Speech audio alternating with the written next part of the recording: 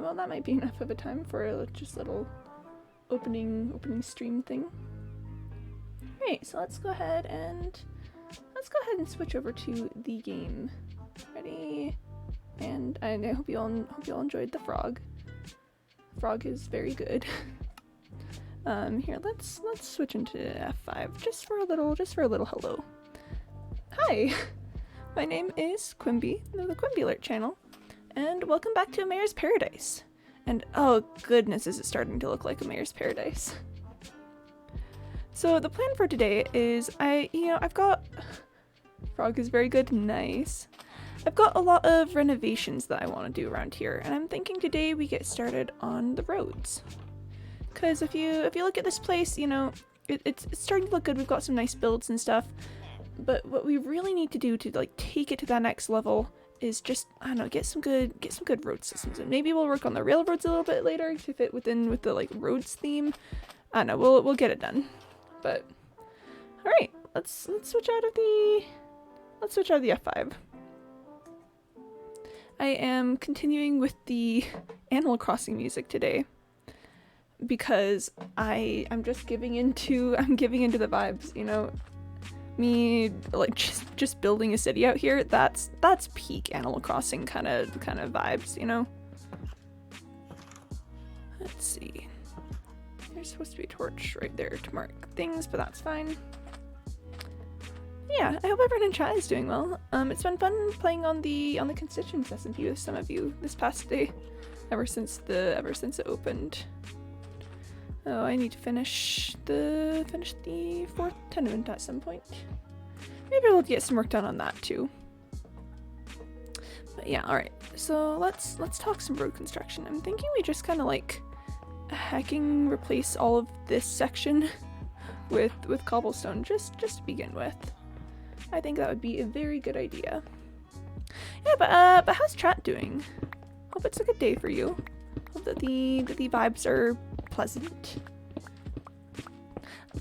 I'm feeling pretty good. It has been very fun. I'm just like, I don't know, playing with you guys. Hope to do more of that in the future. Also it's good to get projects done.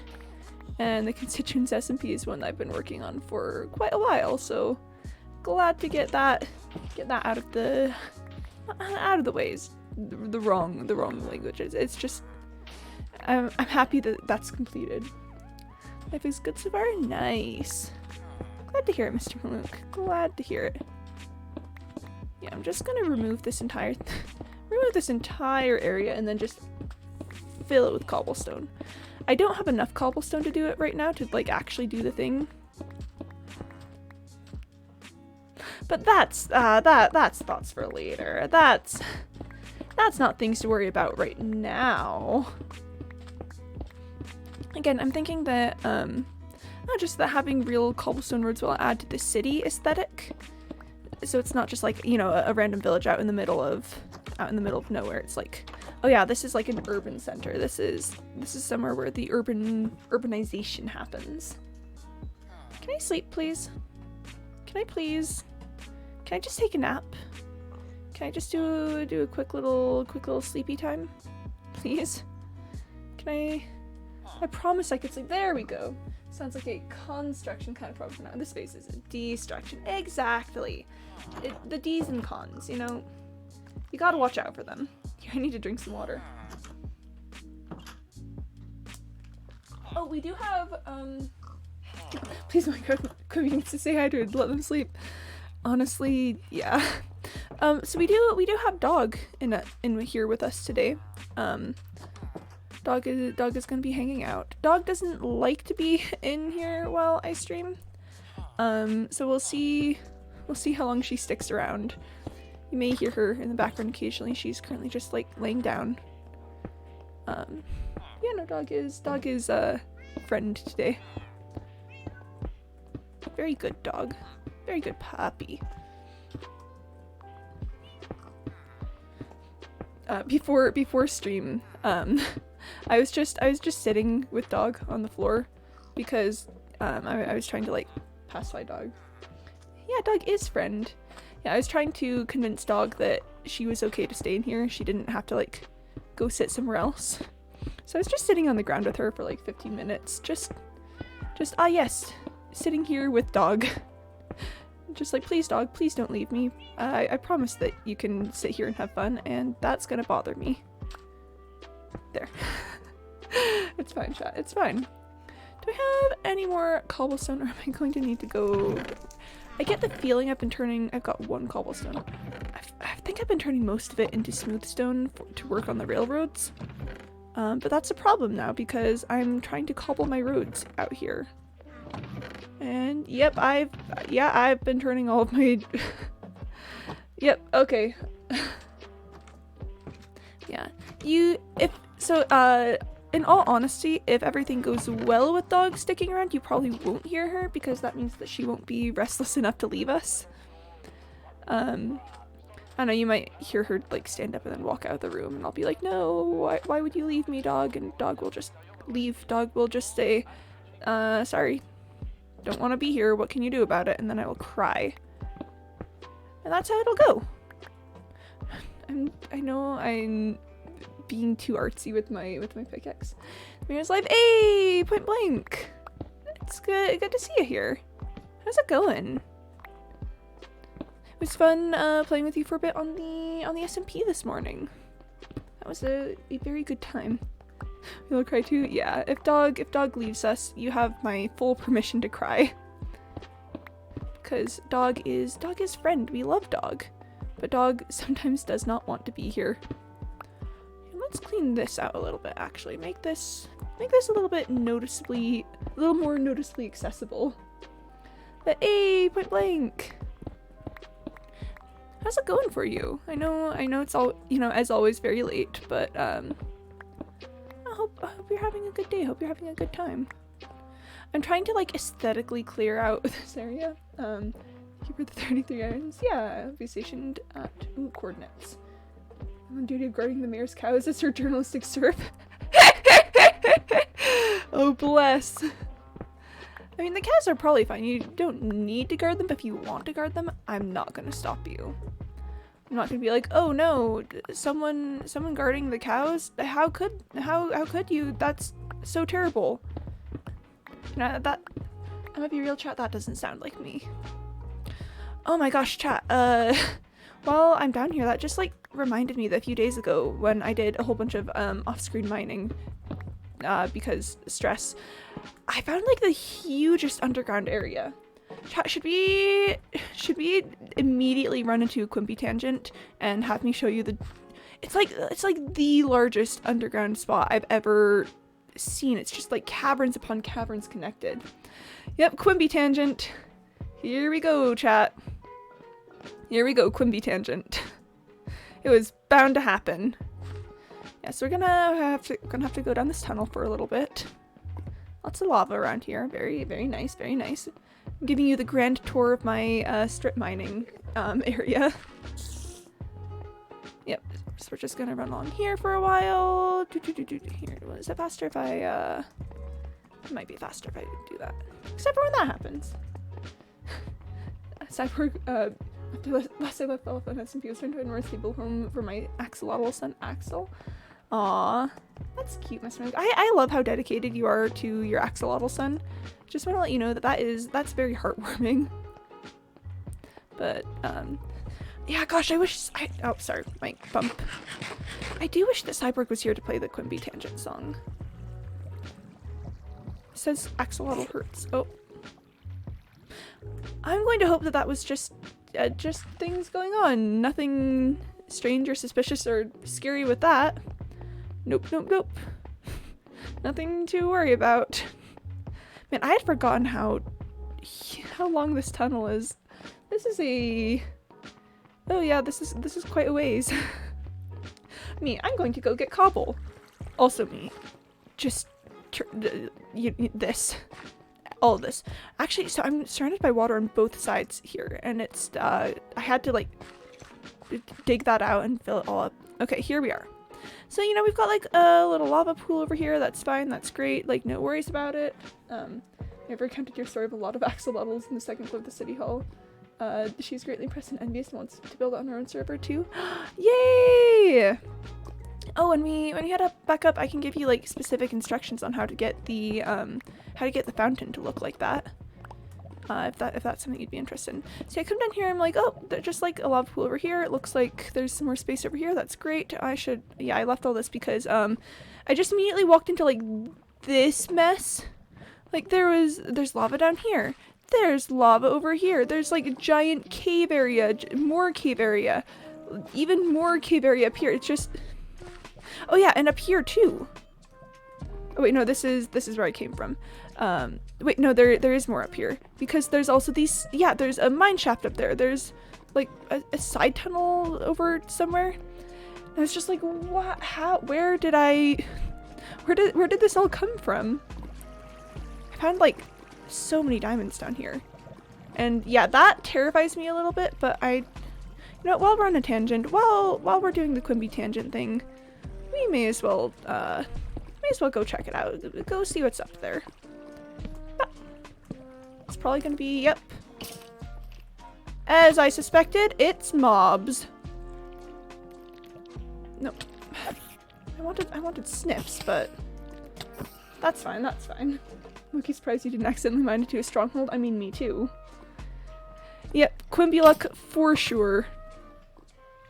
Actually, I do kind of want to go down there. It looks like there could be diamonds. Wait, I need to make some torches. There we are. Yeah, so chat, Quimby luck is in full effect. Yeah, it's wild. Alright, so that looks a bit like a hazard, so we're actually not going to go down there. That's a hazard, chat. But yeah, no, there's just so many space. I found like a stack of gold or something down here. It was ridiculous. Crafts torches and fight with a skeleton. I'd say it's less hardcore and more I have some very good armor. Some very, very good armor. And yep, okay, so chat, Quimby Tangent is also in full effect, like Quimby Luck and Tangent. So I'm getting some iron. Chat, listen, when the Tangent song plays in your heart and soul, you can't really do anything other than listen to it and go off on the tangents. No matter how much they interfere with your plans for stream. It's a curse. A blessing and a curse, because sometimes it leads to cool stuff, but see, there's just so many cave here. It's like, hello, would you like to be a cave? And the cave said, yes, indeed, I would. And then just got too enthusiastic about it. Like, I don't know, in my opinion, the cave just took a look at this and said, ah, yes, this is everything I've ever wanted. And they were like, oh, we thought, like, we love the enthusiasm, but we kind of thought you'd be, like, a little more hesitant. Like, we're just not really sure where to take this from here. Oh gosh, do you think that? Gotta be careful. There's probably another passageway up there. There's almost certainly another passageway up there. Why is there a cobblestone there? Did I put that cobblestone there? Wait, we gotta check this out. Tangent! Quimby Tangent! Okay, where was the cobble? Hold on. Was that me?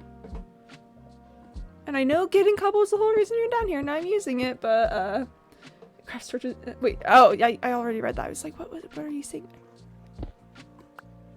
I did put that there. I have been up above, and it is a hazard. Chat, we can remember our being places sometimes. We can have thoughts work occasionally. Sometimes when we're in the mood. Okay, how are we looking? I need more cobble. That's why we're down here. Not for all of this. Hi chat, how are you guys doing? I hope you're doing well. Because I'm doing things for sure. Ah! Let me out! Let me out, please. Excuse me, I would like to exit. I'm gonna need a lot of cobble. Because we're gonna just do the cobbling the roads. Possibly whimsy bossing. Aw, nice. Whimsy is a fun word. I am personally a big fan of the word whimsy. It's just very whimsical.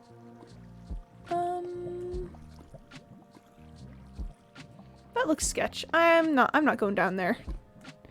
I know my limits, and it is not going down there. Yeah, there's just so many places for me to get distracted down here. This is fine. This is all right. Oh gosh, chat, I had a story I was going to tell you, and now I can't remember what it was. Was it something about, like, me and dog, maybe? I feel like it may have been something about me and dog. Yes, I went up here because... yeah, there's just much going on down here. Me trying to talk about literally anything. Minecraft exists. Me, aw heck. Oh yeah, okay, then we're up here. Oh goodness, it's a maze down here. And I feel like I had a story that I like thought about and was like, oh man, I gotta tell chat about that. And now it's just not happening. You know? Yeah, we love a working memory, clearly. Heck, I'm going down. I'm going down. Look, there's just so many things everywhere. Oh, what was I thinking about? It was either like reptiles or I don't know, like the American Civil War. Oh gosh, do you guys want to talk about the American Civil War? I'd be so down to talk about the American Civil War. It is legitimately like one of my more favorite wars to talk about. Which is an odd sentence to say. Lizardmen in the American Civil War? Oh my gosh, am I secretly a conspiracy? Like, not a conspiracy theorist, am I a conspiracy? Ayy, underground potatoes. And that was the day that chat learned that Quimby is a conspiracy. It's all a conspiracy. All of it. Let's talk about the Liz American Civil War. Alright. So the Liz American Civil War. I'm sure that you all are at least, like, I don't know, semi-familiar with the concept of the American Civil War, you know, like, nation fighting against each other. There's a great quote, "You're a mystery baby." Exactly. I am a mystery, constantly. But yeah, so I'm sure that you're all, like, I don't know, at least semi-familiar with the concept of the American Civil War. It was a big old war that happened, you know, everyone was not having a great time during it due to, like, I don't know, tensions between families and sides in the whole country and stuff. Mystery even unto thyself. Honestly, yeah. Honestly, I'm such a mystery unto myself. But what people don't know about the American Civil War, is that actually it was mostly entirely fought by lizards. So we hear all the stories about you know, like the like people who were involved in it, all of the, like, I don't know, humans or whatever. But honestly, the majority of the fighting was actually done by lizard people. You see, because the American Civil War was such a divisive topic among people in the age, they decided that it would be entirely too dangerous to send actual people in to fight. So they quickly started to look for a solution for that. And the solution that was eventually decided upon was a newly discovered race of lizard people. These lizard people were around the same proportions as humans. You know, they looked humanoid from a distance, and that was the key for it, because they were still relatively a secret to most people, and you know, the governments of both sides didn't really want to, like, I don't know, give anything away. Like, they still wanted to be kept kind of a secret, but they also definitely wanted to use these lizard men for their own nefarious desires in the war. So they took these lizard men. You know, it was really unethical, actually, because the lizard people were sentient, and, like, had their own civilization and stuff. But then, you know, humans just kind of came in and told the lizardmen, all right, you're going to fight this war for us now. So the real, like, big tragedy of the Civil War was less the humans fighting on either side, and really it's more about the lizards fighting on both sides, because the lizards weren't involved in the conflict originally. America decides to conscript a sentient race of people to fight their war. Yeah, no, it number one sounds like exactly something that America would do, and number two is something that America did. Yeah, so the lizard people weren't involved in the war. They didn't really, like, care about it. And so at first, like, when they first got introduced to the war, they didn't really like fight with any enthusiasm, because again, like, you know, they're being conscripted into here. The lizard people really don't want to be a part of this anyway, so they're just kind of like half-heartedly like, oh, we're fighting in the war. And there are actually a lot of documented cases of like lizard people regiments running into each other and then just letting each other go. Like, as long as the humans weren't looking, they'd do everything in their power to not fight each other, because a lot of times the lizard people, oh, that was a hazard. Because a lot of times the lizard people would be fighting against, like, sometimes even their own families. Like, I remember reading about one case where, like, a family literally got, like, split in two to fight on either side of the Civil War. So it's like, when they talk about, like, brother against brother, like, father against son, that literally happened, but for the lizard people. You know, but humans got word of this tactic of the lizard people to just like let each other go as long as no one was watching, and that's when stuff started to get really inhumane, because yeah, that's a hazard.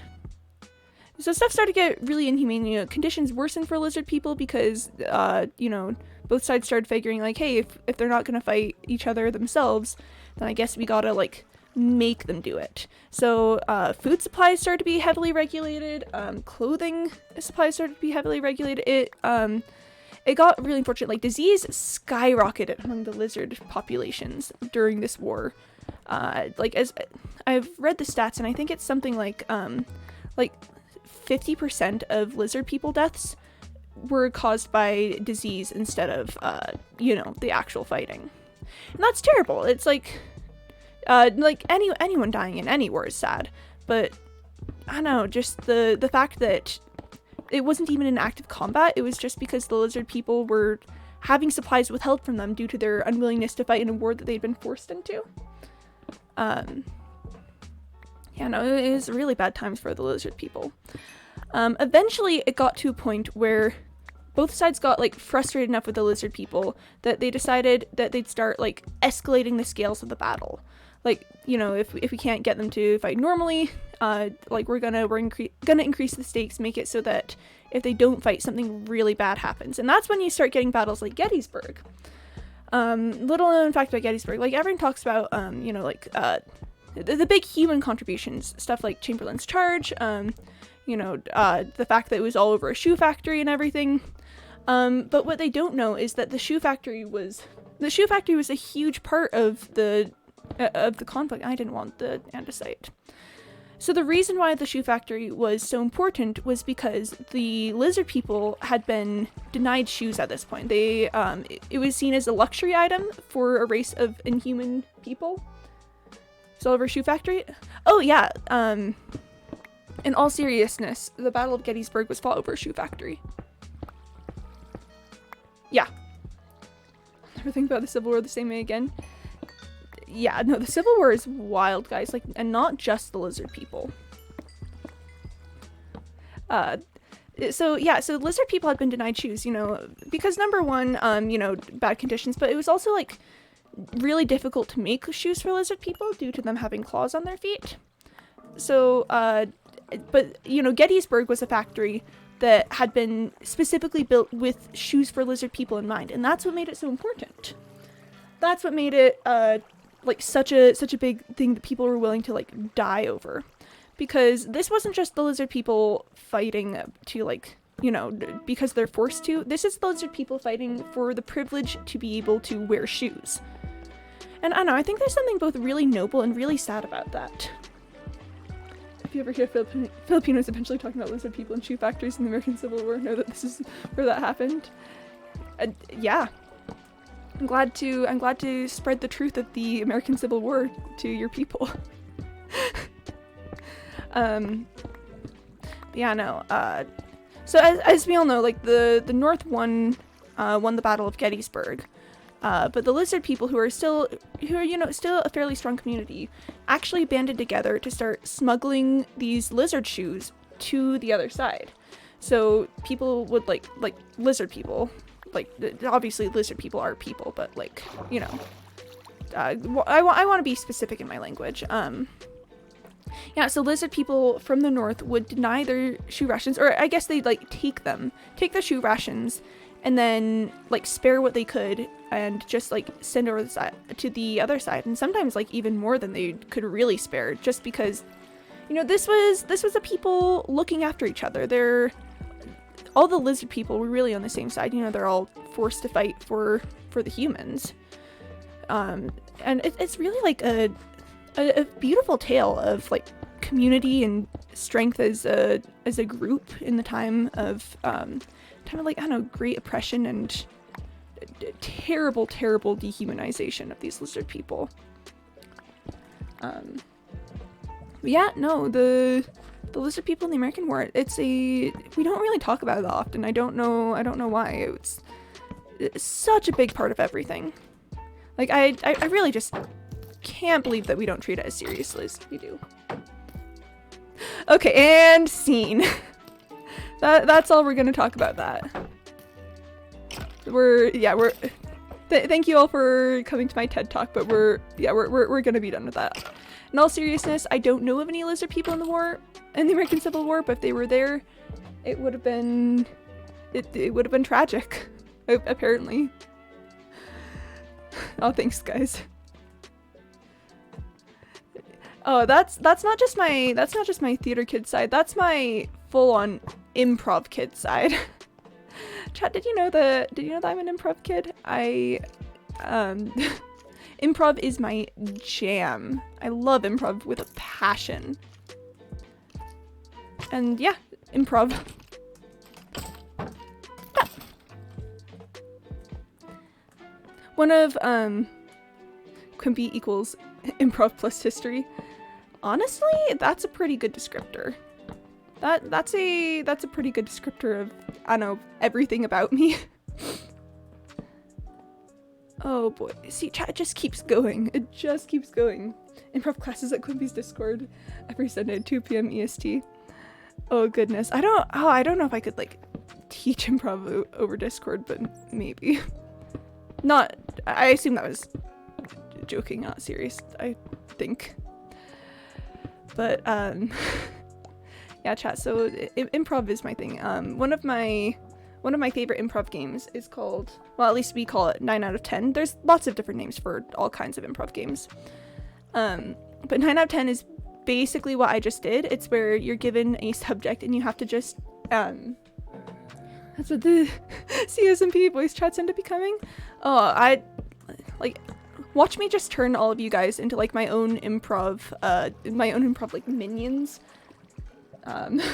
Just my little improv gremlins. I'm like, all right, everyone, remember, yes, and who, where, big day. But yeah, so 9 out of 10 is basically what I just did. The way that the game is played. I'm using the CSMP voice chat right now, and we'll start practicing. Go for it.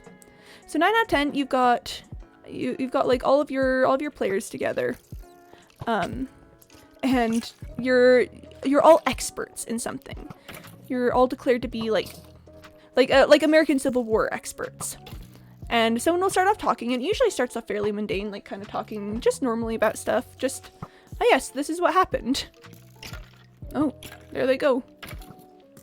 But then whenever someone, like at any point in time, someone can go in and be like, objection, what you just said is incorrect. This is what actually happened, or this is what it's actually like. Case in point, like what if someone's like, yes, and then both sides in the Civil War started to do X thing, and people are like, no they didn't, that was the lizard people. And then the host of the game will be like, will either accept or deny the thing that has been proposed as like the actual truth. So like objection, it wasn't people fighting the war, it was the lizard people who were forced into it. And the host will be like, either denied or approved, you know, etc. And then that becomes like fact and just can't be denied. No one can be like, no, lizard people don't actually exist. It's lizard people now exist. Lizard people fought in the Civil War. We're here to talk about like the contributions of the lizard people in the Civil War. It's a really fun game, and oh gosh, I remember one particular time. It was so fun. Basically, mouse control the moon. like mice control the moon. That's what was eventually like figured out in this 9 out of 10 game, and it went all over the place, like about like the history of the moon and all the stuff involved with that. I just feel like I can't ignore what just happened with your hair there. Yeah, no, it really just bounced off. That was wild. Arrow said, boing. Oh, I should consolidate. But yeah, no, 9 out of 10 is great. It's a top tier game. And it gives you the skills to do stuff like talk about lizardmen in the Civil War for however long that was. I just did it. Wait, oh yeah, iron. Yeah, no, so we started talking about mice, and like the moon and etc. etc. And then just like, oh, I'm gonna go for it. And then just like somehow suddenly it became like, so our topic was mice. We were experts on mice was the subject of the game. But it just like, I don't know, very rapidly spiraled into like mice are basically like the mafia. Mice control everything behind the scenes. Like I believe there is like someone said like you've heard of lizard people controlling the world, but it's actually mice or something. I think that was like said at some point. But no, it's such a fun game. This is a hazard. Oh, yep. Many hazards in here. Very, very lovely. But yeah, so improv skills are very, very important to life in my own personal Quimby opinion. Because, I don't know, it's like, where else in the world do you end up learning how to, like, I don't know, make up stories about mice ruling the world, about lizards doing anything? And that's so applicable to life, because what if you need to, like, have a conversation and can't think of anything to talk about? Looks cautiously a picture of Mickey Mouse. Oh no. Oh no. Oh gosh. I get the feeling this is the wrong place I've started trying to go up. Let's take a better look at that. Heard about never saying no in improv. Yes, okay, so I did start going up the wrong way. So, saying no in improv is something that we call a denial, and it's not great for a scene, because the number one rule of improv is always like yes and. It's like you never say, if someone puts something forward, then it's immediately like accepted as true. You can't say no to that thing once it's put forward, because once you deny stuff, then like the audience starts being like ugh, and things start like doubling back on themselves, and like people can start confusing like, wait, was this actually true or actually not? And it can get really messy. So a good rule of thumb is whenever someone like puts something forward in a scene, it just, yep, that's true. Like I don't care if it can't actually be like that in real life. I don't care if, I don't know, it doesn't make sense for how we've been playing the game thus far. If someone says something, that's how it is. Because again, denials are so messy. Like I've been in scenes before where people have been denying stuff left and right, and it's like, where do you go from there? Because I guess maybe I should explain why denials are so hard for performers, like for improv and stuff. When you deny something in an improv scene, then that means that you've like stopped whatever line of conversation is going, whatever flow you've gotten going, you know. Let's say that, like, I don't know, you're doing a scene about the Civil War, like not necessarily lizard people in the Civil War, but you're doing a scene about the Civil War. And let's say someone says, like, oh wow, being a Confederate soldier is pretty terrible, you know, talking about things. If the other person scene then says like, no, we're actually like Union soldiers, then that just the immediate denial of it means that the person who said like, oh, we're Confederate soldiers has to come up with something else and has to like adjust frantically to the scene. And again, it's very messy. Since my brain is weird, I think it's like when you're trying to decide where to eat out with a group of people, but they're people who are only shooting down ideas. You don't really get anywhere if you're coming up with ideas and they're people shooting them down. Exactly. That's a really good way to think about it, actually. Improv is all about like communication with people and working to like figure out what's going on, figure out like, I know, the the story where you go next. And if someone's just like saying no, even if they like offer something in return, it puts a lot of pressure on the person who's been denied to like just adjust everything and change the way that they've been doing it. It's just very messy. I'm trying to think of like a specific example of like a denial that I've been in. I've been in a lot of improv scenes. I gotta run through my entire mental catalog of stuff. Let's see.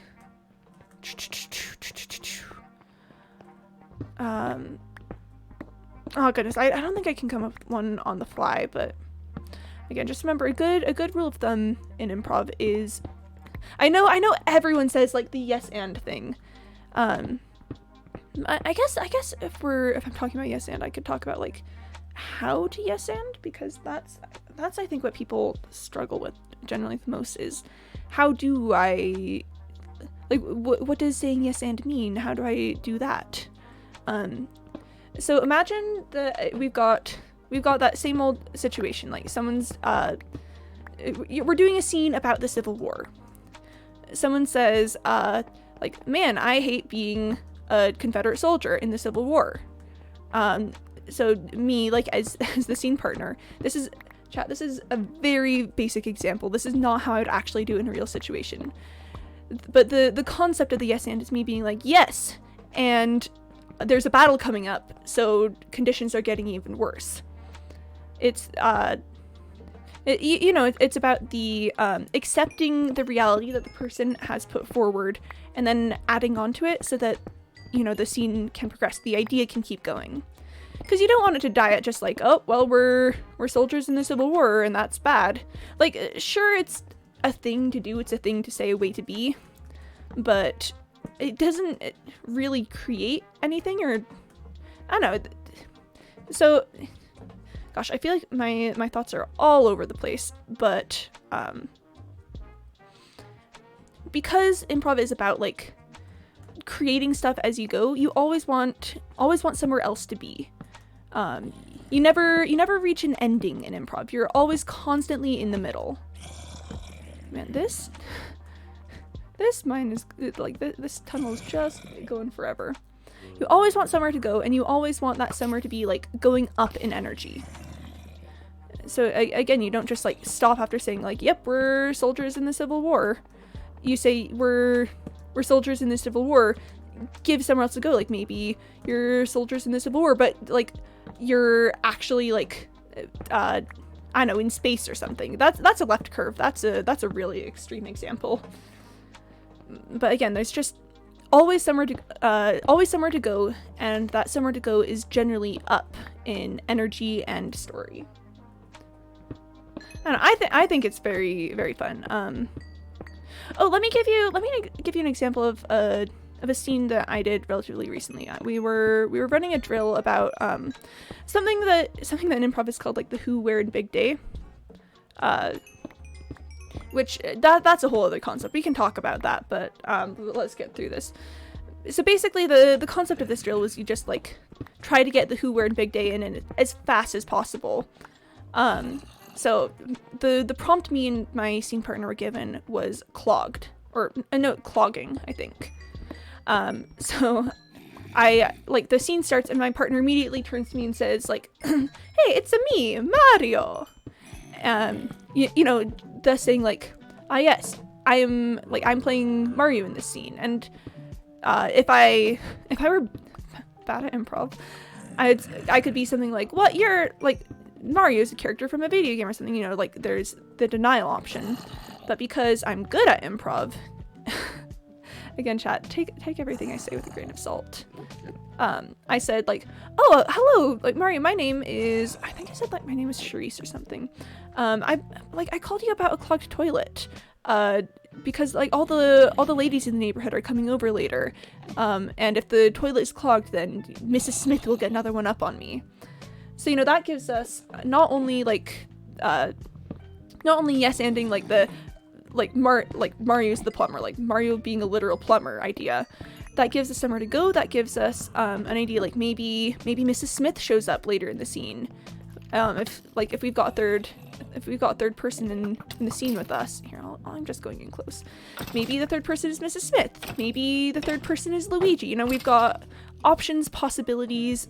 We're keeping the world open for further development, for further adventures, excitement. Again, it just keeps going down here. I'm out of wood. But yeah, that's really the heart and soul of improv, is ensuring that there's always possibilities. And I guess that ties in well to like the yes and never saying no idea, because if improv is all about possibilities and you always want to create new possibilities, saying no gets rid of possibilities. If you say like no, something's not real or something isn't part of the scene, then you're cutting down the different ways that you can go. You always want to keep the world open, not like, you don't want to be just like, I don't know, scrambling everywhere, but you want to have somewhere to go on. That was a huge long rambling explanation, but I guess does that help with the, I don't know, with the concept of like no denials in improv, like never saying no? I love improv. I could talk about it like all day.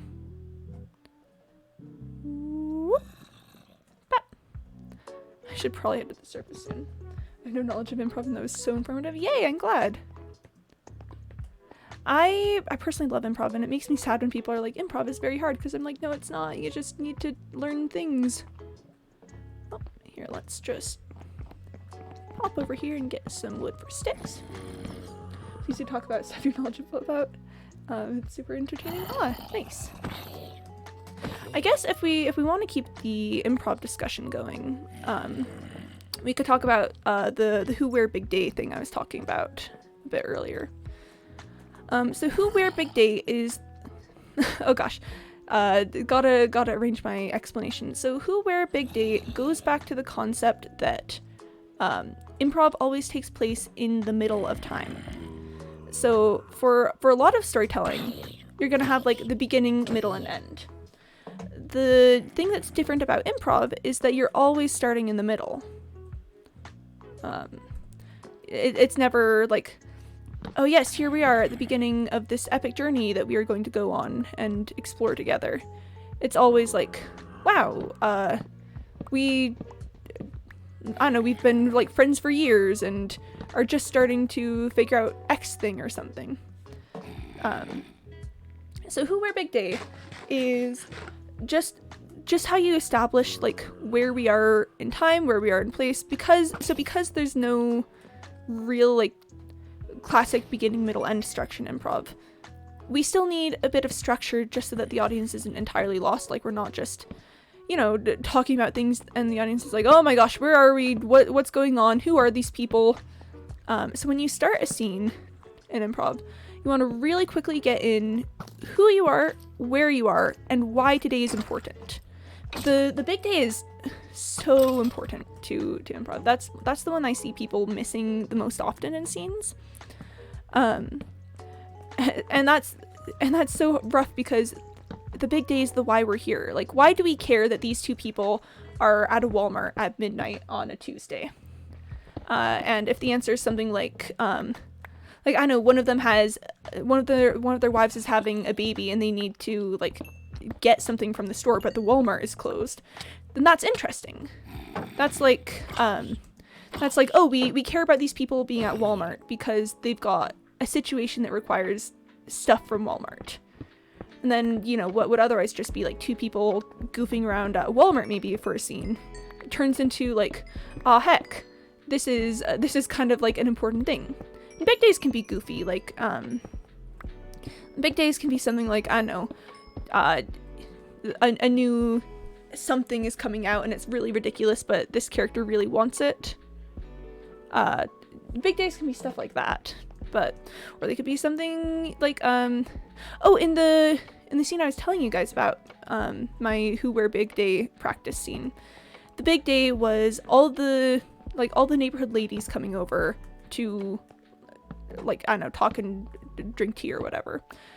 That's important because that tells us that, so we can tell from like my demeanor and the way we're talking about things that the character that I play cares about the opinion of the people in the neighborhood. And then it becomes less of just like, oh, clogged toilet kind of stuff, and more, we have to unclog this toilet so that I don't absolutely embarrass myself in front of the people that I'm trying to impress. And, you know, Mrs. Smith, who always consistently gets a one-up on me and is set up in like a rival sort of fashion.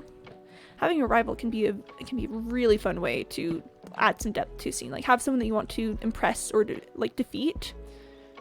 It's just exciting because then we like having a bit of a, you know, a bit of a bad guy, a bit of a conflict. Up the stakes? Yeah.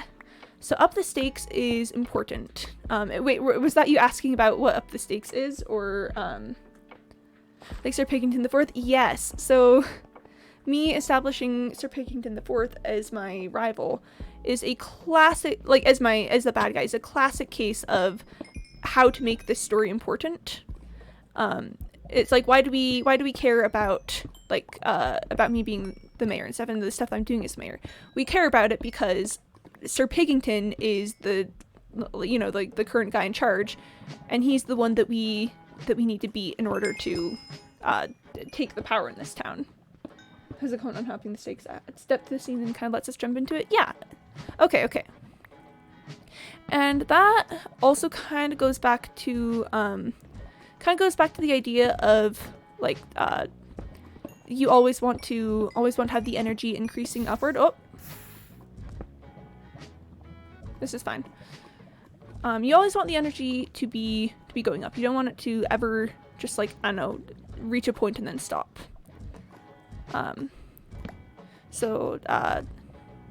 Because if the energy stops, then, you know, the interest stops. Like, we only care about something for as far as it's exciting to us. And raising the stakes is a great way to make it exciting. I should go back to the surface. My inventory is messed up. So raising the stakes, doing stuff like, you know, introducing a pig rival. And then it's not just I'm a mayor of a small desert town. It's I'm a mayor of a small desert town with something to prove and someone that I need to prove it to.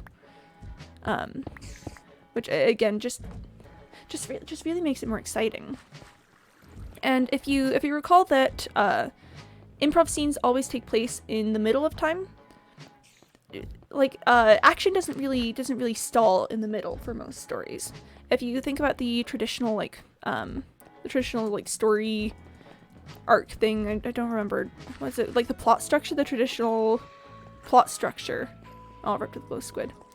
If you think about the traditional plot structure, you know, the like exposition, inciting incident, rising action, climax, falling action, resolution, denouement kind of thing. In the rising action section, it doesn't necessarily like dip down ever, it just keeps going up. And you really want to recreate that kind of idea in an improv scene. And because an improv scene like only takes place during the rising action, you've got like 2 seconds of exposition, you've got that like who, where, big day, and then it's all rising action from there. Raising the stakes comes into that very well because it's not just like oh, I'm having this party that Mrs. Smith is coming to. Maybe it's Mrs. Smith is here and the toilet is not unclogged yet. I have to hide it from her. Like if the third person comes in as Mrs. Smith or something. Which, by the way, improv scenes usually take place in groups of like 2 to 4-ish. I've seen 5, and like a lot of longer games and stuff will do like 5 to 8 or something. Wait, this is the wrong way. I passed it. Wait. I promise I can navigate sometimes. There it is. Yeah, and the third person is usually very good for raising the stakes because we've got, you know, 2 people who establish the like little bits of exposition, establish what storyline we're going to be running, and then we've got wrong way. This way. Goodness gracious me. So, and then, you know, the third person can come in and be like either be the rival character or be someone who changes something about the scene and makes it like, oh no, we need to do this now. We need to get this done at this very second or something. But yeah, so that's I guess the idea with raising the stakes and improv taking place always taking place in the middle of everything. Gosh, chat, improv is really fun. Like, I just need you guys to just recognize for a moment, improv is so good. Let's see, what else can we talk about with improv? I feel like I have a lot of subjects that I usually bring up with improv, but brain. Oh, I should drop off some things before I let the iron out. Let's see, what else about improv? What else are some good rules to follow? Don't ask questions. That's a great rule to know for improv. I feel like I had redstone somewhere that was not in there. I just want to check that. So the thing about asking questions is, you know how, like in improv, we always kind of want to keep stuff going up. Here, I should consolidate that. We always want to keep stuff going up. We don't want any, like, denials or, like, I don't know, stutters or anything. Asking a question puts so much pressure on the person that you're asking. Consider how hard it is to, like, construct, like for instance, a lie. Let's say that you're, like, I don't know, lying to a parental figure for some reason. I don't know why you're lying to a parental figure, but you are. And they ask you, like, specific questions about the lie. They're, like, picking it apart, essentially. It's so difficult to keep up with that and, you know, like, actually hold up with the lie that you're telling. So let's say you were out with your friends and your parent is like, where were you? And you say, oh, I was just, like, you know, doing homework in my room or something. And your parent asks you, like, what specific homework you were doing? How did you accomplish it? How much time did you spend on each assignment, kind of thing. And you usually don't have those answers because you know, you don't have a memory of it. When you're talking about real world things like telling stories or I don't know, just like what you did with your day, you have a memory of that, and when asked about it, you can recall it. But when you're making something up, you have none of that previous memory to fall back on. It all has to come new, and that comes so much slower than other stuff. You have to think about it more. So let's say that someone asks you, like let's say that you're in an improv scene, you've established, I don't know, where you are, what's going on, etc., etc. But then your scene partner asks you, so what are you doing here? You suddenly have to think, like, so fast, like, what am I doing here? Consider all the reasons why you might be here, but what is it? Did someone ask you to be here? Were you forced to be here? Are you here because it's a requirement for school or something? There's just many factors that go into a story, and, like, improv is storytelling, so improv is stories. And if you don't have that prepared, which you shouldn't if you're doing improv, then it's just so rough to, like, do it in the moment. So that's why you don't want to ask questions in improv. It can even work as a denial in some situations. Just like, I don't know. I know that that's true, but I'm trying to think about, like, how that applies. Or, like, if you establish that your characters know each other, but then you ask, like, oh, what was your name or something? That can be a denial because, you know, you've already established, like, our characters know each other. Like, no, stop, computer, don't tell me things. Stop it. There we are. And remember, denials are bad because that creates less possibilities in the world. Yeah, just don't ask questions. Rhetorical questions are okay, and sometimes, like, really basic questions are fine, but a general good rule to follow is just don't ask questions.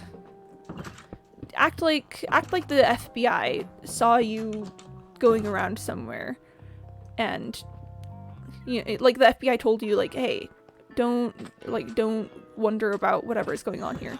You can't ask questions about that. Like, it just kind of like be like, yep, that's a thing. How does a straight man fit into that? Not orientation, but the one who kind of acknowledges absurdity in convolution. That's actually a really good question, Mr. Maluk. The straight man is one of my favorite characters to play in improv, or like, I don't know, in general things. And it goes back to the idea, so the role of the straight man goes back to the idea that sometimes improv and stuff can be really absurd. Like, I played in a scene the other day where my character's dad would like go off but leave like clues about how to follow, you know, something you'd seen like the movies. You know, like it was like, man, I love my dad, but I really wish he'd stop leaving me cryptic clues about where he's going and then like disappear for months on end. And the straight man's job is to not interact with the world in a way that makes sense. So if all the characters agree like, oh yeah, that makes sense that your dad just like disappears, the straight man's job is to be like, why does your dad disappear and do that? Or like, again, don't ask questions, don't say why does your dad do that, but something like, oh my gosh, your dad does that, that's like so weird and wild. And the straight man doesn't always have to be like confused and terrified. I think I once played a straight man character who was like the most competent person in the scene, and that was really fun because, you know, everyone's just like running around screaming, and then my character's just like, well, I guess we're gonna do this completely reasonable course of action, and it's like, wait, what? That was really fun. But yeah, no, the role of the straight man is just, oh, hello, dog. Oh, would you like to exit the room? Oh, stretch. Okay, hold on, chat. I gotta let dog out of the room. There you go, sweetheart. Alright, dog has exited the room. Baby dog? Yeah. She doesn't love being in here with me while I'm streaming. She does it sometimes to be very nice to me. But, yeah, most of the time she's not a fan. She thinks it's rather weird that I'm in here just talking to myself. So she just kind of doesn't engage and hopes that I'll like leave it alone, I guess. So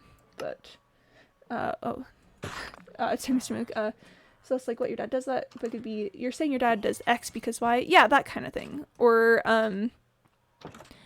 even like wow, I'm really sad that your dad does X, like expressing sympathy, and then the character is like, I mean, it's normal or something, and the streaming character is like, okay, or something, you know, just general confusion, I guess, is the role of the straight man in a lot of ways.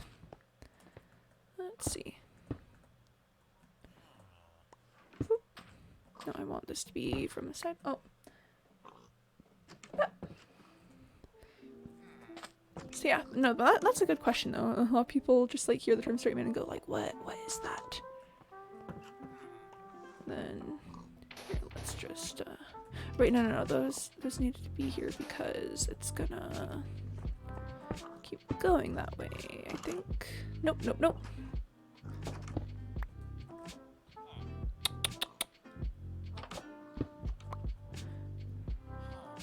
Sorry, just architectural concerns.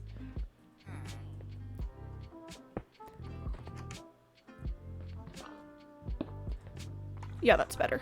Sorry. But yeah, so the straight man's role is to not engage in the craziness. There's a game in improv that I really like. It is called film noir. And the concept of the game is you're in like a noir film, and sometimes you like step out from the audience, like step out from the scene and like give your thoughts, like I knew the dame was up to something. She had a shifty look about her that I'd only seen in the eyes of hardened criminals. You know, stuff like that. Real noir vibes. Which you know the game's called film noir. So it would make sense that that's the way that it is. But But it's such a fun game, in my personal Quimby opinion, because it's so easy to get the straight man idea in there. Stop it. Like it almost feels a bit like a requirement to have a straight man in the scene in a lot of ways, just because the concept for the game is so, like, I don't know, just so wild that, like, the film noir detective thing, like stepping out and giving a dramatic little monologue, and you know me loving the straight man role. It's fun to have like one character just be like full on noir detective, and then just like another character be like, hi, I'm like looking for a thing, and then have their little outside monologues be like, but then you know, just again just fun interactions with the meta of it all, I guess. I will clear out this road. Whoop. But that's a good question though, because yeah, generally when people hear like the term like straight man, they go like, what does that have to do with anything? Not knowing that it's like an actual like term in the business. I should maybe maybe I should like have some steps here. Here, what if we... And then it'll be like a whoop railroad. Nice. Let's see, what else can we talk about with improv? What are some other like good improv rules, trainings, etc. to do? Commitment. Let's talk a little bit about commitment in improv, because that's another like really big deal. So let's say that you're like, I don't know, doing a scene and something comes up, and like your character is basically encouraged to do something kind of absolutely ridiculous. Ooh, I want to check on my little copper things to see if they've used this one as to start roasting at all. Maybe they just need more time. I have been far away. You're called upon to do something like absolutely ridiculous, like get dragged across the floor or something. If you don't commit to that, if you just kind of hesitate and go like, oh, it will just immediately kill like all of the momentum of the scene. Remember, that's one of the things we talked about, is you constantly want to go up from somewhere in improv. And if you kill that because, like, I know you don't want to commit to the thing that you've like been called upon to do in the scene, then that's just a really great way to have it not be a fun time for anyone. So like again, with it like being dragged across the floor example, that's something I pulled from a real scene that I've been in. Sacred pilot flame. Praise be to the sacred pilot flame. All hail. So it was a game called Survivor, which is a bit of a special circumstance, and if you know anything about the game Survivor, then that makes sense. I haven't been drinking water. I'm going to drink some water right now.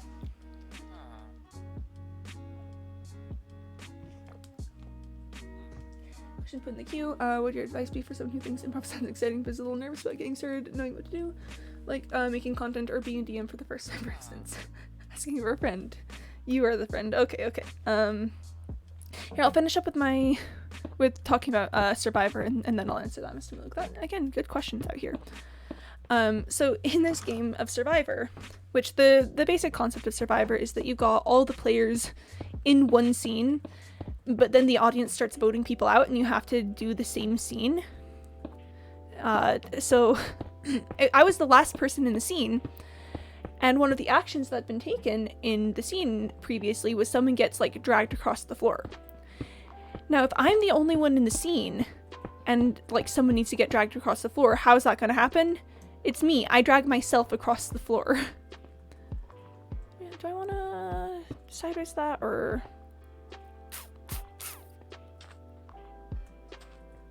I think that one's just going to be straight on.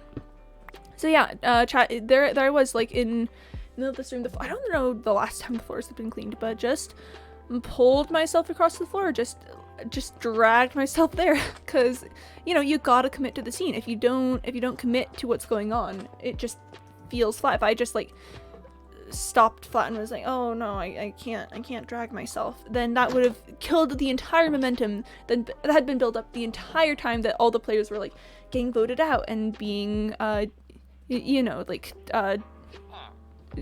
like players getting voted out and us cutting it down to fewer and fewer people running around the stage trying frantically to get everything done that needed to happen.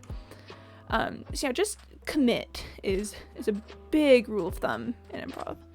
But Mr. Mook, as for your question about advice for people, it's gonna sound rough, but legitimately you just kind of gotta get started. Like, and again, I know that that's not haha easy fun times. I don't think I should have gotten rid of that one. I think it needs to still be there. Yeah, okay, that's better. But yeah, sometimes you just gotta get into it. Like, when I started improv, I was absolutely terrified of it. Let's see. I'm trying to figure out what to do here because I want to get rid of these buildings eventually. Yeah, let's just replace this ring around the public fountain. Yeah, so I was terrified of improv. I got pulled to it by a friend. Since it sounds like it might be a sink or swim situation.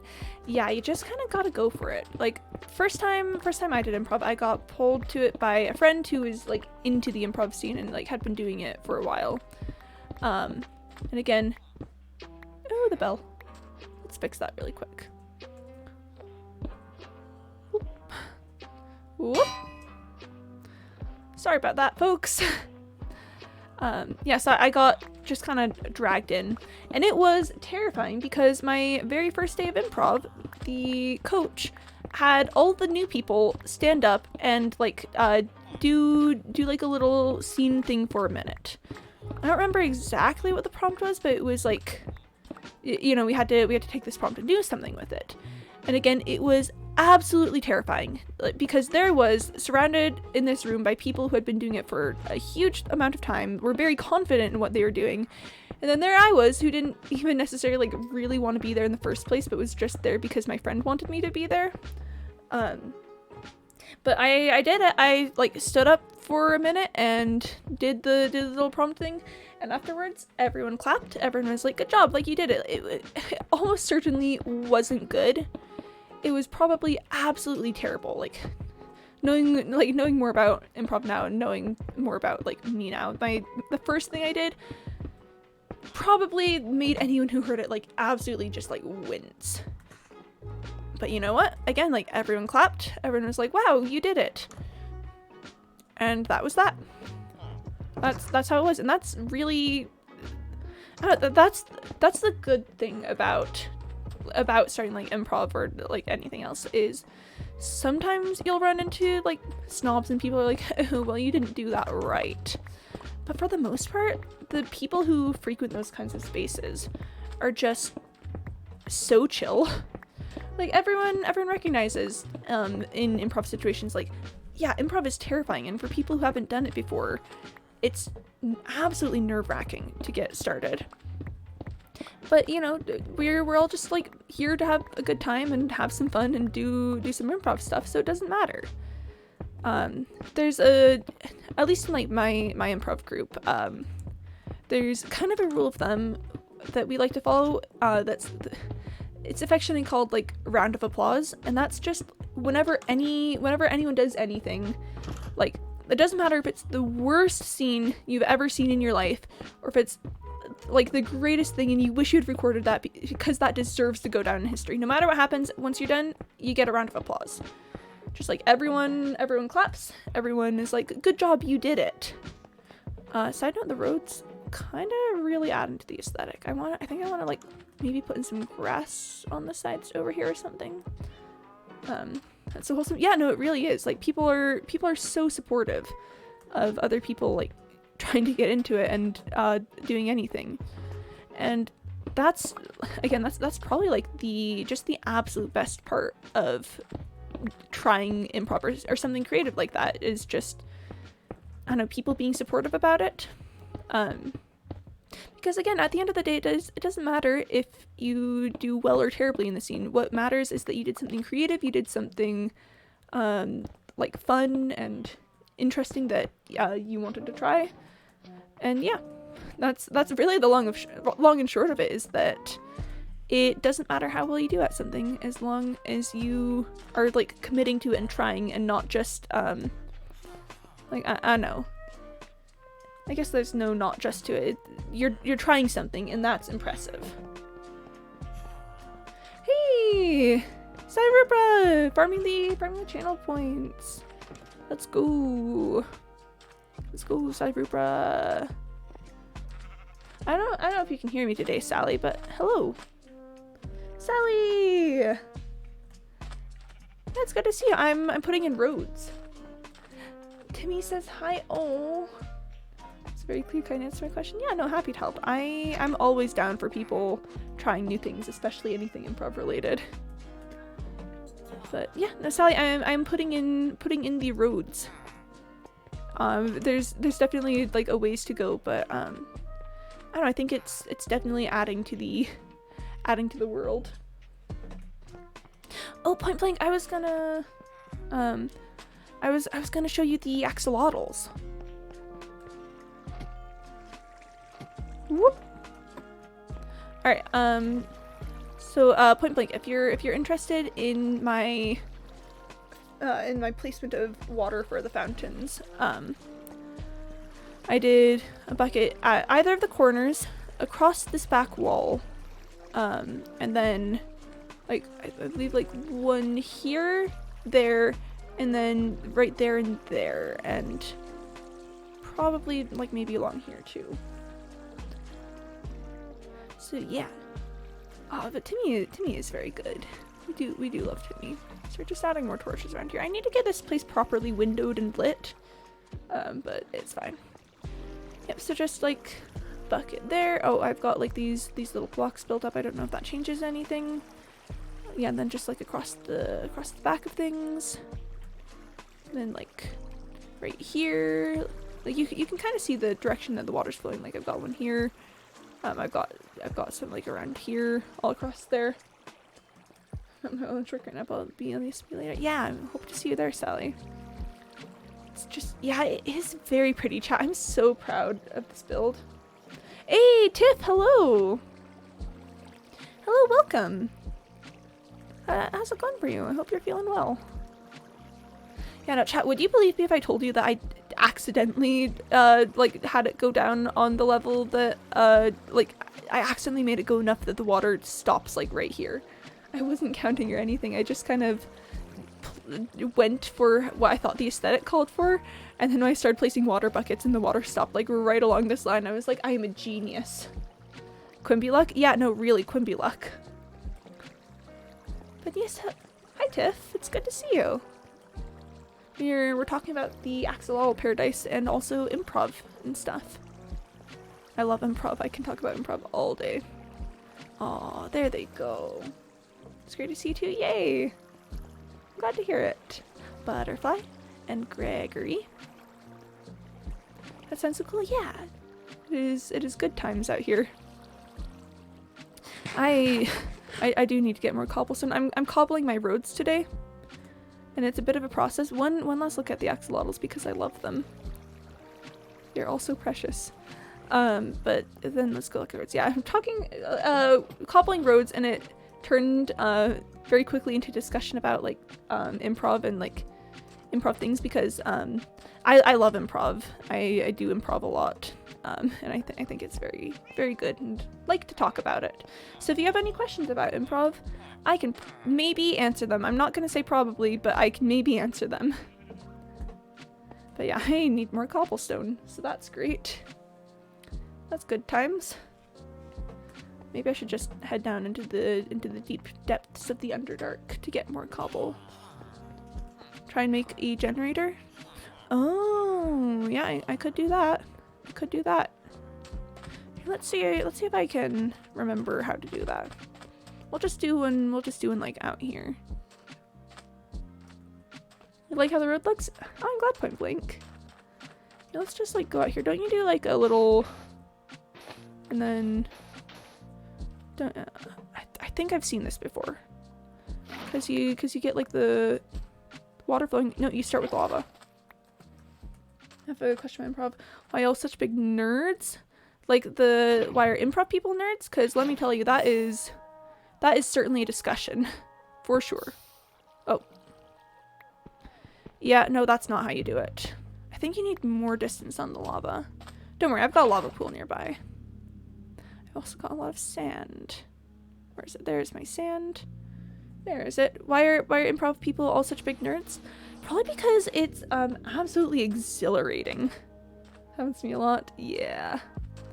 So improv is like when you actually like get into it and start doing it, improv is just absolutely exhilarating to do. Like just standing there in front of a crowd of people with no plans, like nothing in your brain about what's going to happen. There's just something really incredible about that, I think. Yeah, I'm gonna run to a lava pool to pick up some more lava. But I don't know, it's just I'd say empowering, but I feel like that's the wrong word. It's just beautiful, I guess, is my feeling about that. It's whatever happens in this scene comes entirely from my brain and the brains of the people who are in the scene with me. And I don't know, there's something special about that. Just being like collaboratively working with someone in that kind of high stakes environment. But yeah, that's fine. It still looks pretty. Yeah, so that's probably why improv people are such hecking nerds, because it's a little bit addicting. So generative things that give people power, creating something. Yeah. There's really something addictive about, maybe it's the adrenaline, maybe we're all adrenaline junkies, we just get up there and we're terrified and then we're like, oh no, and then it works and we're like, oh my gosh. Yeah, so maybe it's just the adrenaline or something. But yeah, let's bring this a little further and try that. But it just feels good. Okay, a little further, I think. A little further. Yeah. I will willingly admit to being just like an absolute hecking nerd when it comes to improv and stuff.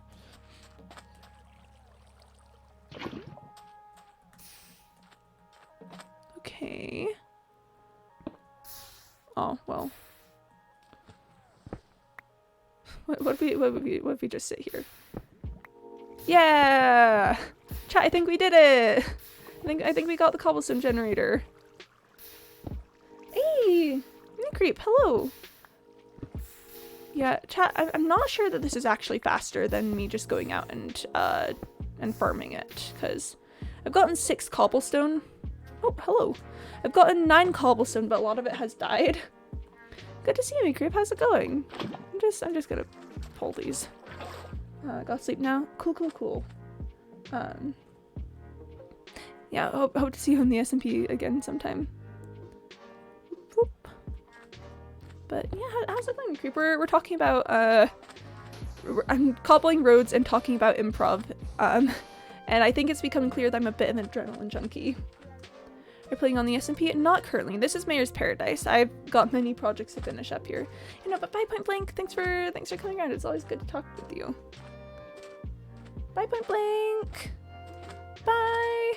He's been here. Yeah, see, we are cobbling the roads. Yeah, I don't know how much I'm planning on like streaming SMP stuff. I think that's mostly just gonna be like vibes. But yeah, but I hope to run into you there at some point. Hot take, chat. What if I just I immediately run into granite? I was like, what if I just like hollow out a section of this area? Yeah. I'm just gonna go for it. But oh yeah, did anyone else have questions? I want to make sure I'm answering all the questions about improv because I love talking about it. Did I get to all the things that people were talking about? Because again, I could talk about improv for hours. I have talked about improv for hours, and I will likely do it again. Improv is good times. But yeah, no, it is like legitimately scary sometimes to like just put yourself on the line like that, just go out and perform improv. It's very scary actually, but again, maybe that's something that makes it feel worth it, is A, the adrenaline rush, but then B, the I don't know, just the knowledge that you've done something that most people wouldn't do. Like, I cannot tell you how many people I've met who are like theater people who perform in many plays and like good actors. And I do it again, dang it. Quimby about improv. Heck yeah, of course I do improv again. Also talking about improv, yeah. But yes, I've met so many theater people who are like, oh my gosh, like I could never do improv. Like acting, great, like being in plays, like doing all the stuff that comes with that, like doing huge hours of rehearsal and everything. Like, yeah, that's fine, but oh my gosh, I could never do improv. I'm like, no, you can do improv. Like, you just need to believe in yourself. Oh gosh, and again, that just makes you sound like kind of like a bad inspirational message. Like, you can do improv, you just need to believe in yourself. But the problem is that that's exactly how it goes. And again, like I will say almost everyone, because I don't want to qualify my absolutes, but almost everyone sucks when they start improv. Like I mentioned my very first like improv endeavor earlier, when like my first day of starting improv, when my coach like made all the new people stand up and do a little thing. It probably was the worst thing I've ever done. I think we were supposed to like talk about a subject, like I ended up talking about like cults and back alleys and stuff. It was really weird.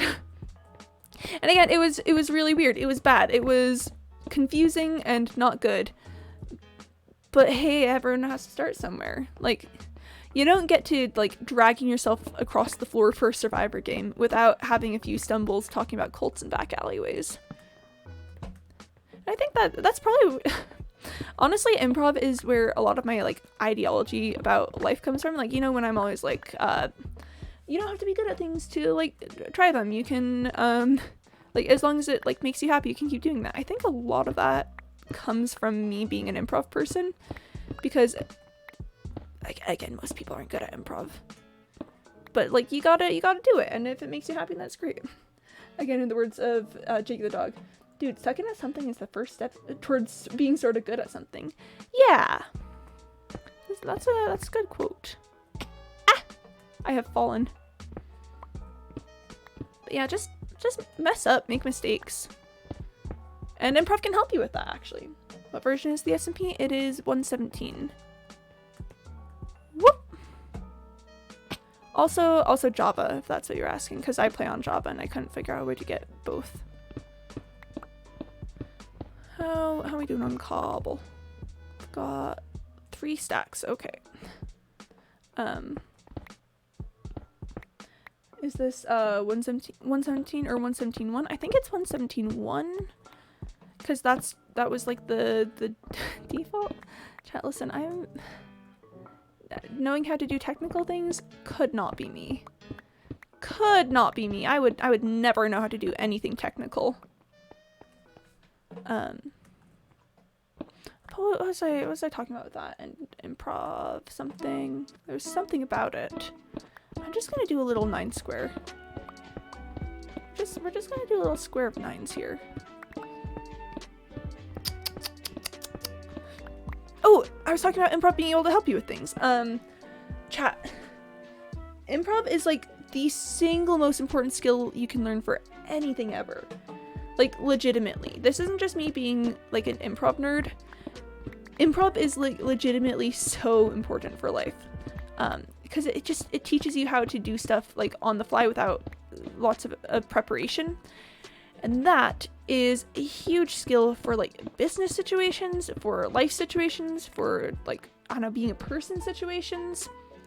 Like the things you learn from improv are like just vital to life. Cyborg! Hey, buddy. How's it going, man? How's school? Don't drop out. Please don't drop out of school, but it's good to see you. Yeah. a resident cyborg trying to blend in with the humans at their human school. I'm picking up cobble at the moment. Oh, almost missed you. Why are there so many songs about rainbows? Probably because rainbows are kind of pretty. And also Kermit the Frog. That's the other part of the question. Kermit the Frog. I'll mine through the granite. Was that an improv question? Queen's been answering questions and talking about improv in general.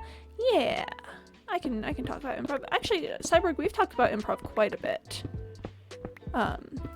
So chat, you know how Cyborg's been like coming on and like doing things on A Mayor's Paradise with us. A lot of that, there's like lots of big improv implications in a lot of the things that we've been doing with that. So, you know, me and Cy are kind of improv buddies, as it were. But I need more torches. Love that I've just got one obsidian in my inventory. That's lovely. You know, but improv is very cool in my own personal opinion. Sure it can be. Alright, Alright, so why are there so many songs about rainbows? Let's talk about that. So, from what I've heard about rainbows and there being songs thereof, I've mostly heard the songs about rainbows actually like tend to hit like a specific section of the human brain that just makes us like really like what's going on. It's kind of like you know how there's certain chords that are used in music a lot. They're just like the like yeah, stuff is going on chords. Oh, I was gonna consolidate something, but I don't think I've. Oh, I should have cleared my inventory before I came down here. We're gonna leave and come back. Yeah, so you know how they're like power chords and stuff that people use in songs? Well, it's a little known fact that rainbows actually activate like that same center of our brain that we hear when we hear power chords. So when people make songs about rainbows, they're actually tapping into some like deep like subliminal programming that makes our brains go like, ah yes, rainbows in song, this is very good. This is good, this is the good stuff. I know it's honestly a little bit it's a little bit trite, it's a little bit sneaky of the songwriters, and it's actually gone to a point where songs about rainbows are often banned in a lot of like serious music circles, because you know it's just like no one else stands a chance whenever there's a song about rainbows. And if we're trying to like do some real good artistic stuff, like we don't want the songs about rainbows winning every single time. Rainbows are pretty, that's the best answer. Shh, Cyborg, you can't mess with my thing. I don't know if you can hear Quimby, but they're talking about how rainbows resonate with people's brains. For real, the part of the brain that's like, wow, a great chord is also the same part of the brain as, wow, a great rainbow. Yep. Quimby is definitely much more knowledgeable about this. Exactly. Hey, Cyborg can hear. Cyborg can hear Pog.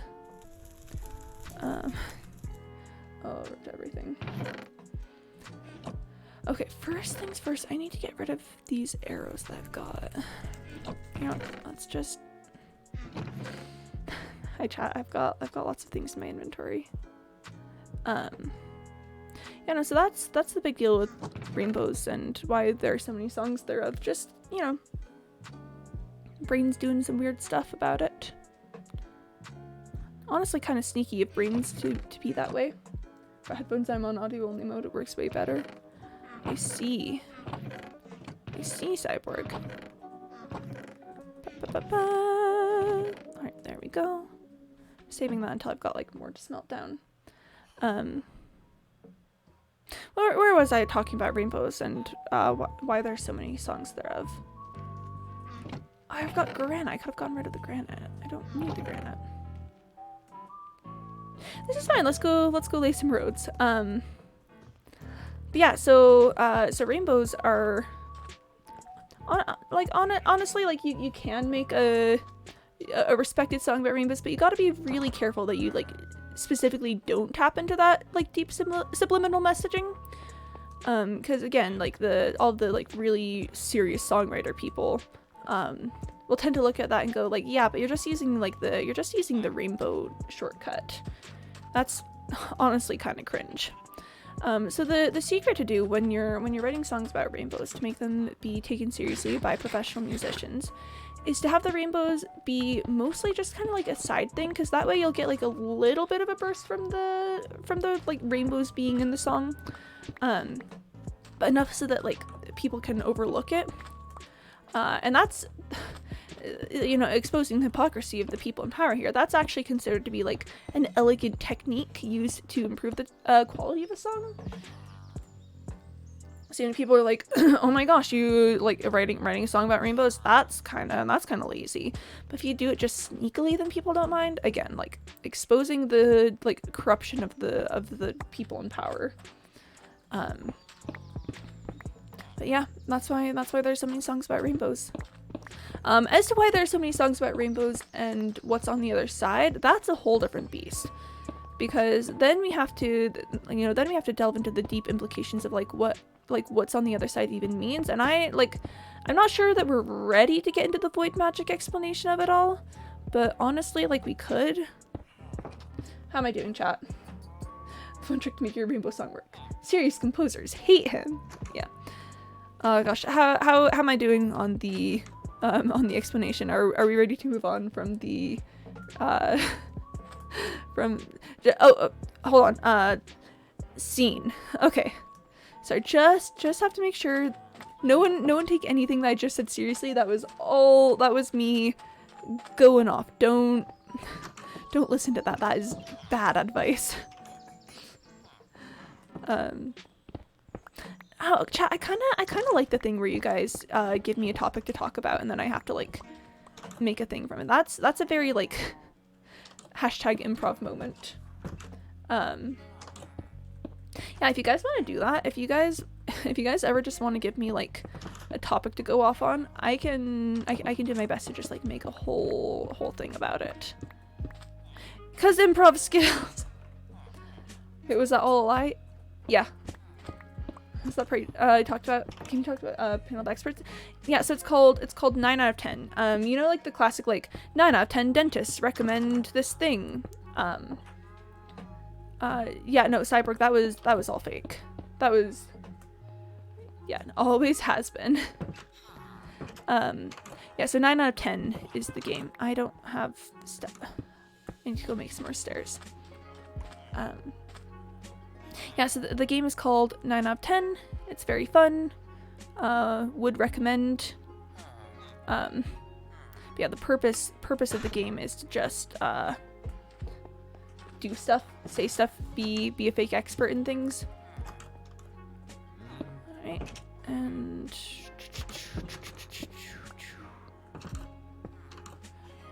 hold on. I gotta do some finagling here for it. Wait, wrong, incorrect, wrong. Yeah, if you guys ever just want to give me a topic and have me go off on it, I am happy to.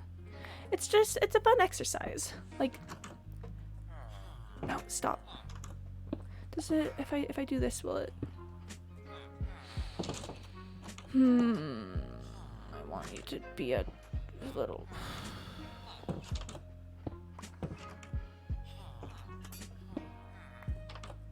It's fine. We're just gonna go like that. Rainbows don't actually activate part of your brain. Not for like most people, no.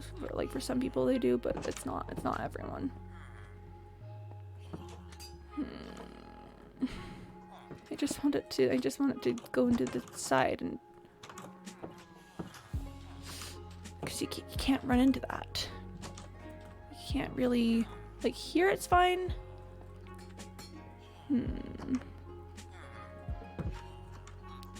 What if? No, because then you can't, wait. Oh no, that's fine. Sorry, chat. Sorry, get distracted by building. Cyborg, that was a 9 out of 10 kind of moment. I love 9 out of 10. So the goal of the game actually is to be like the last person standing. Like you want to be at the podium when time is called, because that means that like you won, you did it, you got him. Very fun times. It's like, yeah, I'm the expert. Let's see where other fun improv things to talk about. I like talking about improv. I like that we're talking about improv today. I kind of want to keep it going. Which does require me to think about more stuff about improv, which is not actually that terrible in my own personal opinion. I'm getting lost. I do like the roads though, chat. I like the way that the roads are making everything look. So yeah, what else can we talk about with improv? Do you use the improv to talk about the improv? Exactly. It's like improv all the way down. It's like you thought we weren't improving talking about improv? Nah, chat. That's silly.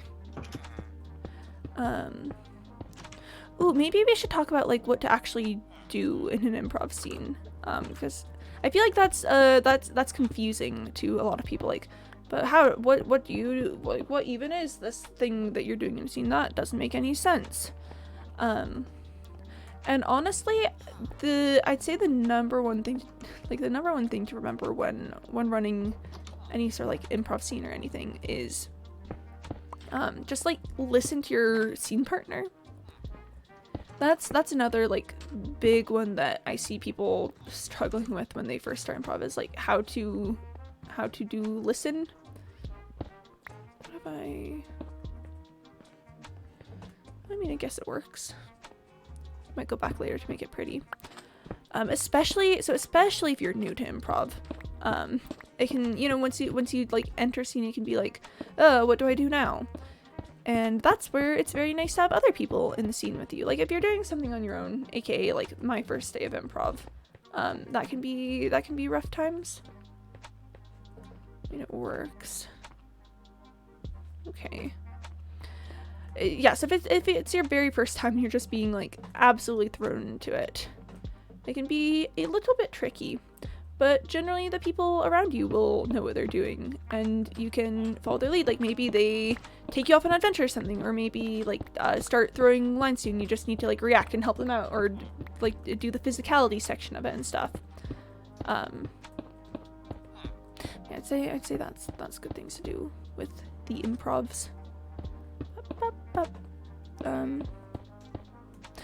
Yeah, does anyone have any other questions? I feel like I'm probably starting to run out of like my current, like, I don't know, database of things to talk about with improv. So if people don't have questions, then I guess we could move on and talk about other stuff if you'd like. Chat, the roads are looking very nice. Roads are making this look like a real city kind of deal. And I greatly appreciate that. Whee! Let me sleep now. I probably won't be able to sleep when I click on the bed. Yep, chat. We got him. You touched on briefly, but what are your origins of improv? And if you shared one of them, I can talk about it a bit. Here, let me drink some water. I don't know that I have a lot more information than what I told you earlier, but I can run over it. Liquid. Let me scooch up my chair.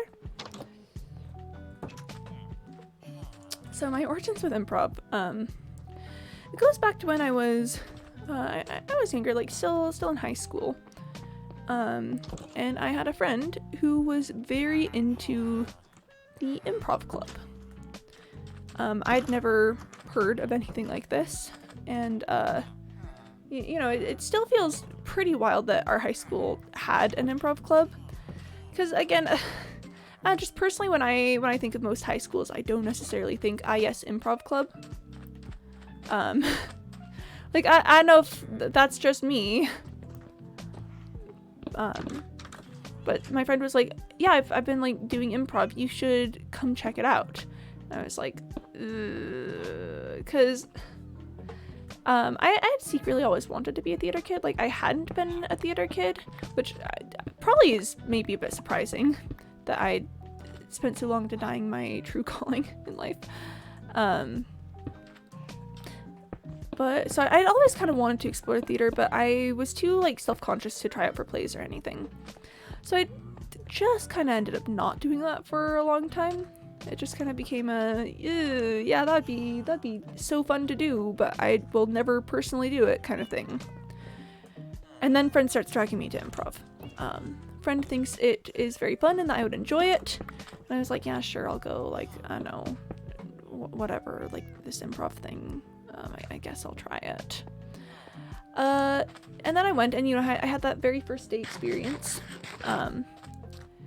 That very first day of all right, all new people, like, stand up and do this scene. It was like, hold on, with the what now? But I did it. Obviously I've talked about it, I did it. And it's absolutely exhilarating to do improv. It's probably the adrenaline rush from it. But I was like, okay, sure, I can come another week.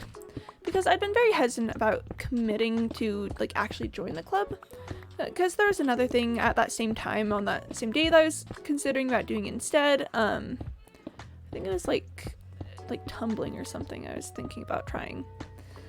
But then I just kind of got sucked heart and soul into improv, and bam, that day reserved weekly for improv. It, like, I would accept no other option. And when and plays would be happening around the same times, because like the theater world and the improv world are very closely connected oftentimes, especially in high schools. And whenever the people who like the normal people were there who were instead of doing plays were gone, just like me and my friend and some other people would just like absolutely go to town on being like the only people at improv. And gosh, my coach was really good, because my coach would use those days to really just like strengthen the skills of those of us who are fairly new to it. Like, when the other people were there, we'd oftentimes work on more group things, but there would tend to be a bit of a skew towards the people who'd been there for a while, because obviously they've been there for a while, they've got the things going for them. But then but my coach just was like, yes, the people who normally are the very good improv players aren't here. Let's use this time to give you new people like a rock solid foundation in like improv theory and trying out things. There was one day where we like found our spirit guides and like figured out like our saying like our auras feels weird, but it was really just like yes. I don't really like that as much. We just like took the day and just discovered things about ourselves in the way that we interacted with improv as like as an idea and all the things with that. It was really formative for me, honestly. Like some of the stuff I learned those days really just like formed my foundation, the foundation of me being like invested in this stuff. Okay, so just realizing that I've built this wrong.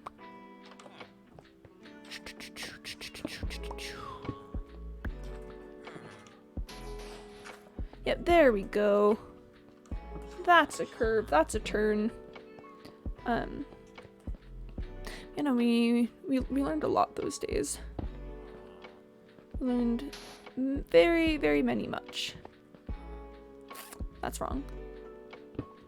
That's wrong. What I want to do is here and there. Gotta love supportive mentors. Yeah, no. Such a good coach. Such an absolutely fantastic coach. Man, we like, gosh, I feel like it's hard to recognize a good mentor when they first happen, and then like looking back, it's like, man, that was so good for me. Let's see. This needs to be a little. Sorry, I'm just engineering. I'm doing the engineer things. This one. Yes, that's it. Yeah, no, but I'll just improv. I feel like I'm saying that in the same tone of voice that's like Poggies, am I right?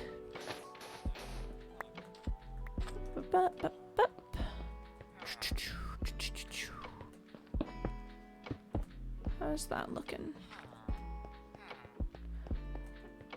Okay, I want to scooch one more. I want this road to head to the factory. I'm thinking this is how we're gonna do it. Yeah. And yeah, and then we can probably just go the rest of the way there. Nice. Yeah, so then I got heavily sucked into improv. It became like a big deal. I was actually one of the team captains, like the next year. So you can tell that like I had a lot of involvement in this group, in this environment. We were a crazy bunch. We were absolutely wild. So actually one of my favorite things to do like in improv is I really like to host games. So I mentioned a little bit talking about improv earlier that there's oftentimes a host.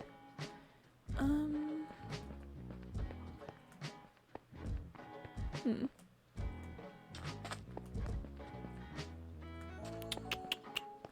I want to remove all of this?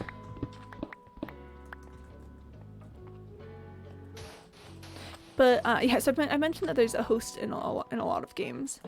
Yeah, that looks good. And the host is the person who decides when and how things happen. So the host will be the one to get suggestions for a scene. The host will be the one to call stop when the scene is over. It's like a very important role because you gotta have a good judgment about what makes a good scene. Will this suggestion be good, or will this suggestion send us like off the rails? Will this suggestion take us to some bad places?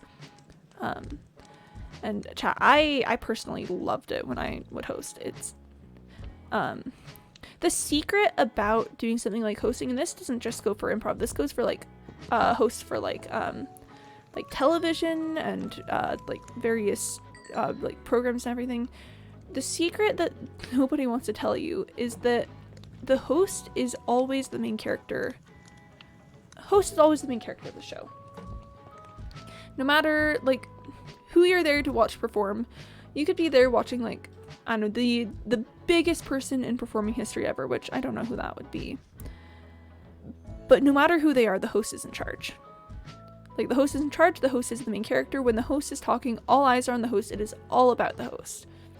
Because they need to be the one to run the show, and they can't do that if no one's focusing on them. So, you know, when you're the host, you've really got the power. You've really got... It's like the kind of like all eyes on me mentality. Because you need to be able to control the audience and control what's going on for your performers. It's not like a selfish thing. Oh, I should check on my iron farm in the morning. It's not like a selfish thing where it's like, I'm actually the main character. It's more of a, in order for the show to make sense, in order for us to not absolutely mess up, like someone has to keep the audience in line, someone has to keep you all in line, and that's gonna be me. And I really enjoyed that. I liked being the one calling the shots. That was a very good time for me.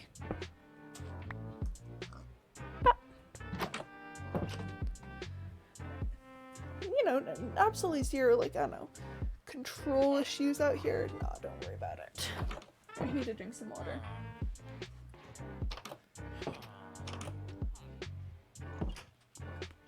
Oh, chat. You wanna know a secret?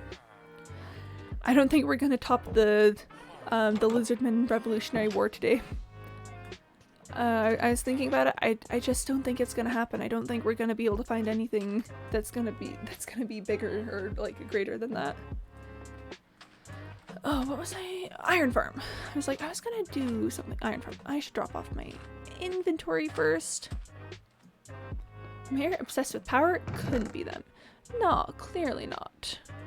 Why would I personally ever be obsessed with power? That's rather silly. That's rather silly that I would be obsessed with power. Nah. The Lisbon Civil War was excellent. Yeah, no, something like that is... That's why games like, why games like 9 out of 10 are usually the showstoppers.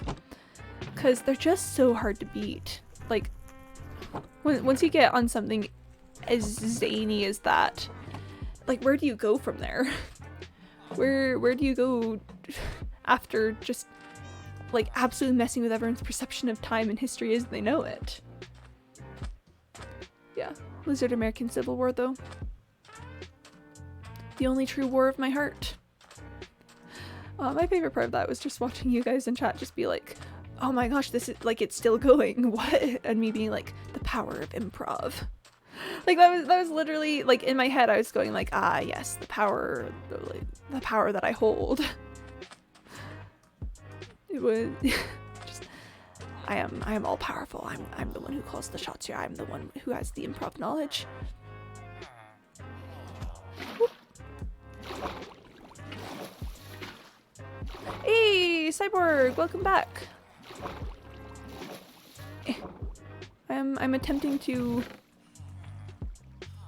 Yep, I'm attempting to work with the iron farm.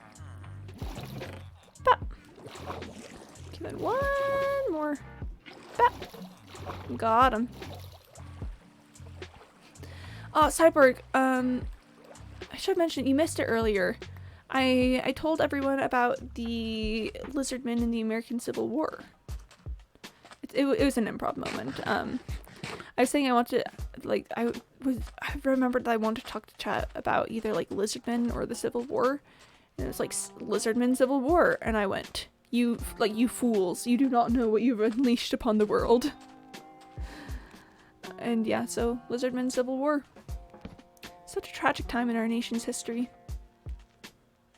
Like, lizardmen in the Civil War, not like lizardmen civil, like, not a civil war of the lizardmen who fought bravely in the Civil War. Never forget. Never forget. But yeah, Cyborg, how you been?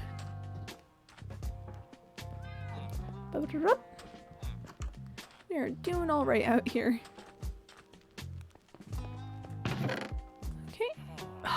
I've got three full stacks of iron blocks. That's a good feeling. That is what we call a rush of power. And stairs. Not stairs, steps. Roads. I can talk. That's a lie, I cannot talk.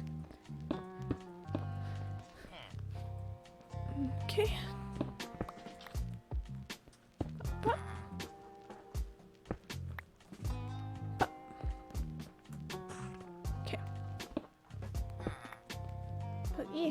Lizardmen Civil War. That was a good run. Just yes, the lizardmen in the Civil War, my favorite topic about the Civil War.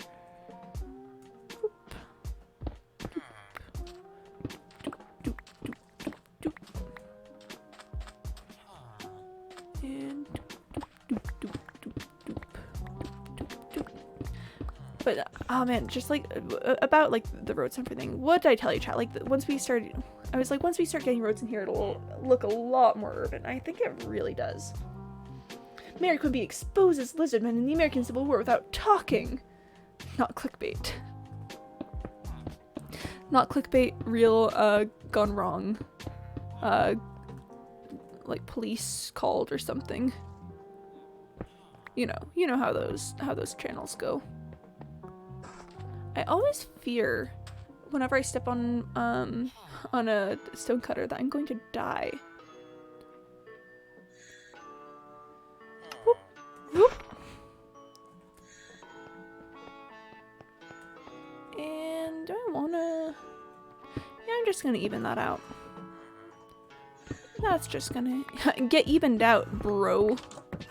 Do I want to keep the terracotta design here? I could just mine out all the sandstone and see how it looks other than that. That could be a thing. Let's try it. I can always mine out the terracotta later. You know, it never hurts to have a bit of street art. A bit of street art never hurt nobody. Oh, chat, The Great Gatsby is such a good everything. I don't hate it. Yeah, and then, oh, yeah, we've got this, like, little thing out here that is. Yeah, I can turn that into cobblestone. Mary Quimby exposes the lizard men in the Civil War. Oh man, chat. Fun fact, like, about the lizard men in the Civil War. They just kind of don't have a great history with wars because they were actually discovered, like, during the Revolutionary War. You know, it was a time of great unrest and tribulation. People were like turning on each other, trying to figure out, like, the British and everything. And that's when the lizard men got discovered, because, you know, people were, like, messing around trying to figure out who were, like, British spies or not. I think what I'm gonna have to do, actually, on circumstances like that, is go like that. Oh, that looks so much better. But yeah, so people were, like, really trying to figure out, like, what was going on with the British and everything. You know, it was just a bad situation all around. Oh, that looks so much better. But unfortunately, it was the worst situation for the lizard men. Because while people were, like, doing raids on houses and stuff, trying to find the British soldiers and, like, various spies and stuff, and, you know, the British were doing raids on American houses trying to find American soldiers, they encountered you know, like, found the hidden area where the lizards had been, like, the lizards had been hiding out. And it was just a bad time for them. Like, honestly, I truly feel bad for those poor lizard people getting caught in this day and age. What if we... Yes, okay. Rip for the lizard people? Rip for the lizard people. The lizard people really got, like, the worst of times there. Yeah, steps. Next community challenge is #justice for lizard people. Oh, why do you gotta make that sound so tempting, Mr. Malouk? Why do you gotta make that sound interesting, though? Here, just changing some things around. Oh, that looks much better. That looks and feels much better. Goodness gracious me. Alright, I'm fixing all of it. I'm just fixing the things. Boop. Boop. Yes, there we go. Man, I would hate to be a lizard person during any of the major wars after the American Revolution. Okay, I could go up here, but actually, just, like, thoughts, I could not. I could just, like, get rid of all of this because it's just, like, unnecessarily raised up. That's kind of weird. Here, I'm going to drink water. I feel like I haven't been drinking enough water today. Liquid! Liquid! Man, chat, liquid. It really do be that way sometimes. Yeah, I'm just gonna... Yeah, there's no reason for that. Okay, which means for the turn, we're gonna have to go to here, I think, in order for it to turn properly. Yep, and now we can pivot this way. Or, wait, alternatively... No, I don't want the smooth sandstone, I want the sand. There it is, there's the sand. Okay, but then we also do this one. Replace it with sand. Then we do this one, and I'm gonna need to replace it with sand. Yeah, that's better because that goes along the lines here.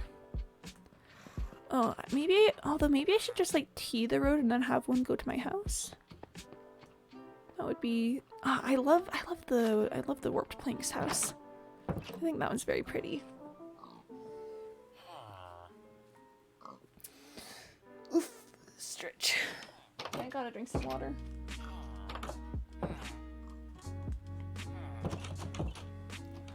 Man, chat, so I've never like really considered myself like architecturally inclined. But let me tell you, this Minecraft world is bringing out another side of me. And actually no, this one does. Okay, I'm just gonna turn it into a T.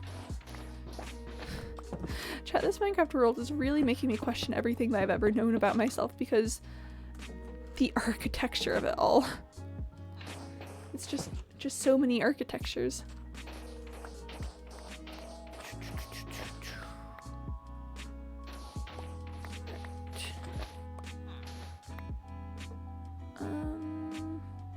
Okay, let's fill that in and see. Let's see how it looks from there. I feel like I'm getting addicted to like one of those city planning games or something. But it's just like Minecraft. Oh, right here and here. Then what if we go?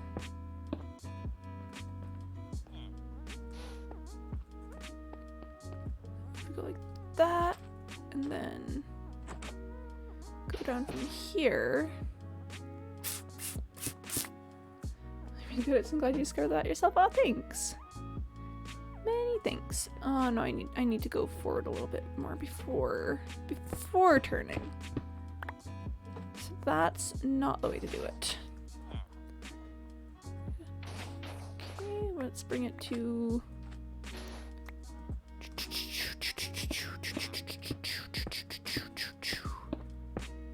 yes, there we go. And then we're gonna go. Nope, not like that. It's gonna be like that. Not right here.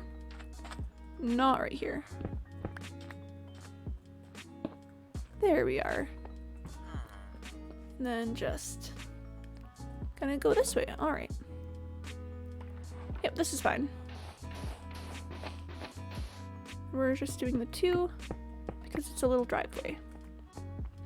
So see, now we've got house, and now we have road leading out to the main area of New Stonks City. Yep, got him. Nice. And obviously the road system isn't complete yet, but like, look at this. Look at that. The roads are connecting the places, and we've got a road leading to the factory, and I can start putting in street lamps and stuff. Ooh, chat. Street lamps. So I bopped the mic there a bit. Then I should probably make a road going this way, like out towards like out towards City Hall and stuff. Oh, I want to check on my copper boys. I've got a lot of squid ink that I could trade to you. Let me run and grab that.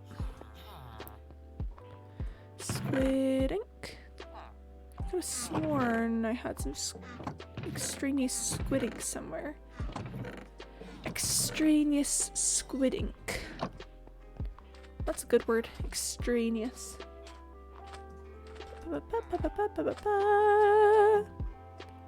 And bam. What's your next trade? And you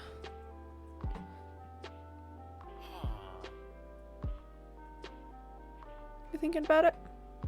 You're like so close to master. Is there anything we could do just real quick? I guess I could. Yep, there we go. And I've got a name tag producer in town. Nice, and I do want glass. Actually, I should start like smelting down some sand, because I want a lot of bottles. Let's see. Let's find some sand. All right. I need some blocks of coal. Let's pull them from here. 9, 10, 11, 12, 13. No, just 12.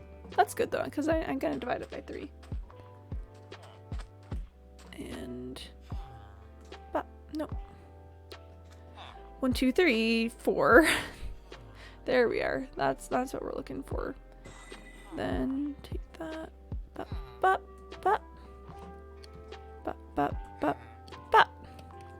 Nice. Now to take care of all the everything else left in my inventory.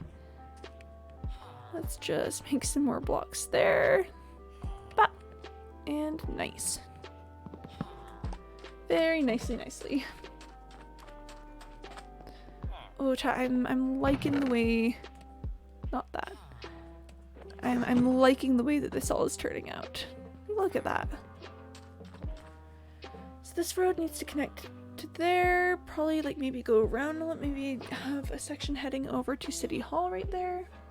So this road needs to go up here, connect over there, probably just either get rid of this section or turn it into the upward area to go across that road.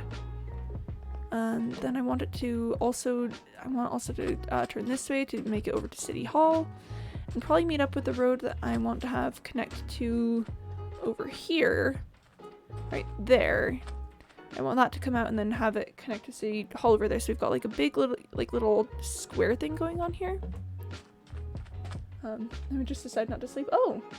Wake up by 4:30. Quimby time I'll edit photos. Oh gosh, point blank, are you okay? Goodness, that sounds like a decision for sure. Bless. Yikes. No, like, sleep is important. Obviously you can make your own decisions and stuff, but like, just don't push yourself, please, I guess. Is this a good idea? Probably not. I'm gonna take photos with no sleep, so this should be fun. I mean, alright, like, you do you, point blank, you do you. I'm being a city planner right now. Speaking of which, does anyone have cool pics to share? I need inspiration. I don't think I'm bad at having cool pictures. Like, literally, I think the one cool picture that I've ever gotten, I didn't even take. It was the picture of the snake that I sent to the Discord. That's like my one good looking picture that I've got like on my camera roll. So you know, doing great out here. Yep, Fortuna, my beloved. It's like a Pavlovian response whenever you bring out that pickaxe. Just like seize pickaxe. Oh, Fortuna. I actually love that. Oh, Fortuna is a good song. And I'm out of cobble again. Nice. Well, time to go do some more mine. Time to go do more mine. Okay, I've got glass there. Where am I keeping my string? Where's my string currently? Where is it? I could have sworn it was somewhere. Should I quickly share by drawing a blank? Hey, the point blank. Hey, we love the puns in here. Hey, chat, puns are actually just puns are kind of good though. I need to pay taxes. Oh, the roads though. Roads, my beloved. I really want to make like street lamps and stuff. That's something that I'm very excited for. Right, there you go. And I did get 12, so I'll leave you for.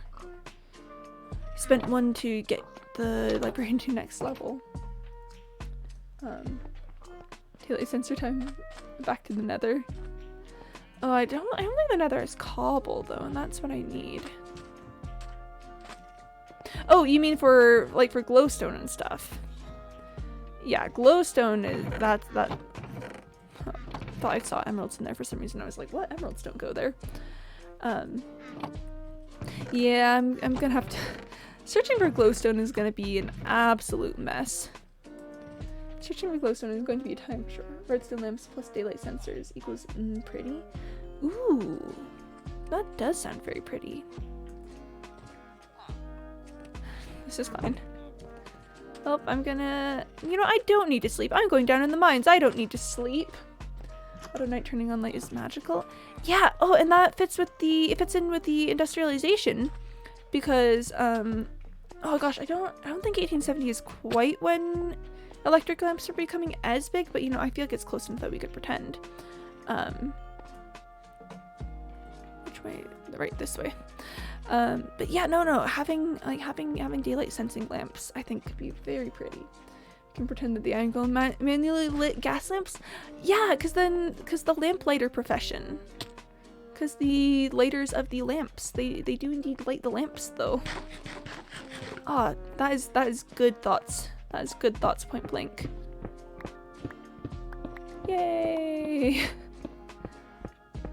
Oh, I like doing the little... for some reason this is making me think about Sudoku.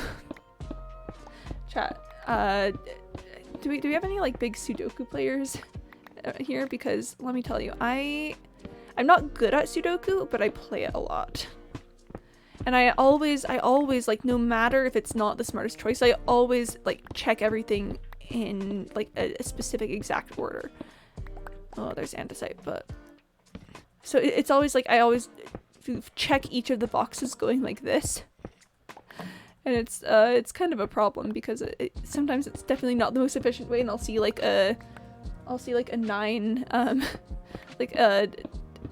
one of the squares has like almost all of the things except for one number, and I'll just like not do it because I haven't gone to it yet in the order. Is anyone for 6'5"? They get assigned as lamplighter. I personally am not 6'5", but I don't disagree that people who are 6'5" could be lamplighters. It's like, listen man, if you got the height to be a lamplighter, maybe you should get to work and light some lamps. Just consider, for your consideration, lighting lamps. Just forcefully makes anyone of like of a tall height be a lamplighter. Honestly, I'm gonna be real, I kind of miss having lamplighters as a profession. Because, I don't know, it just feels like a good, solid profession for people to have. It's like, oh yes, I light the lamps. That's a useful thing that you add to society, that, you know, you're earning, like, money to support yourself, and you're providing light for people. And that seems like a very noble thing, but unfortunately electric lights kind of got rid of that. They're so tall. Oh, bless. I don't think I'm that tall. It's like a 6 foot person. Does being like that even exist? Honestly, I'm not sure. Listen, I'm not 6 foot. Let me see how tall you are. Ooh, 6'4". You'll make a great librarian. Ayy, librarians. Oh man. Chat, are we ready for a tangent? Chat, are we ready to get absolutely tangented? Yeah, this is fine. I'm not 6 foot, but I'm pretty sure I'm real. Yeah, I'm not 6 foot either. I am, I guess, fairly tall for a person, but definitely not 6 foot.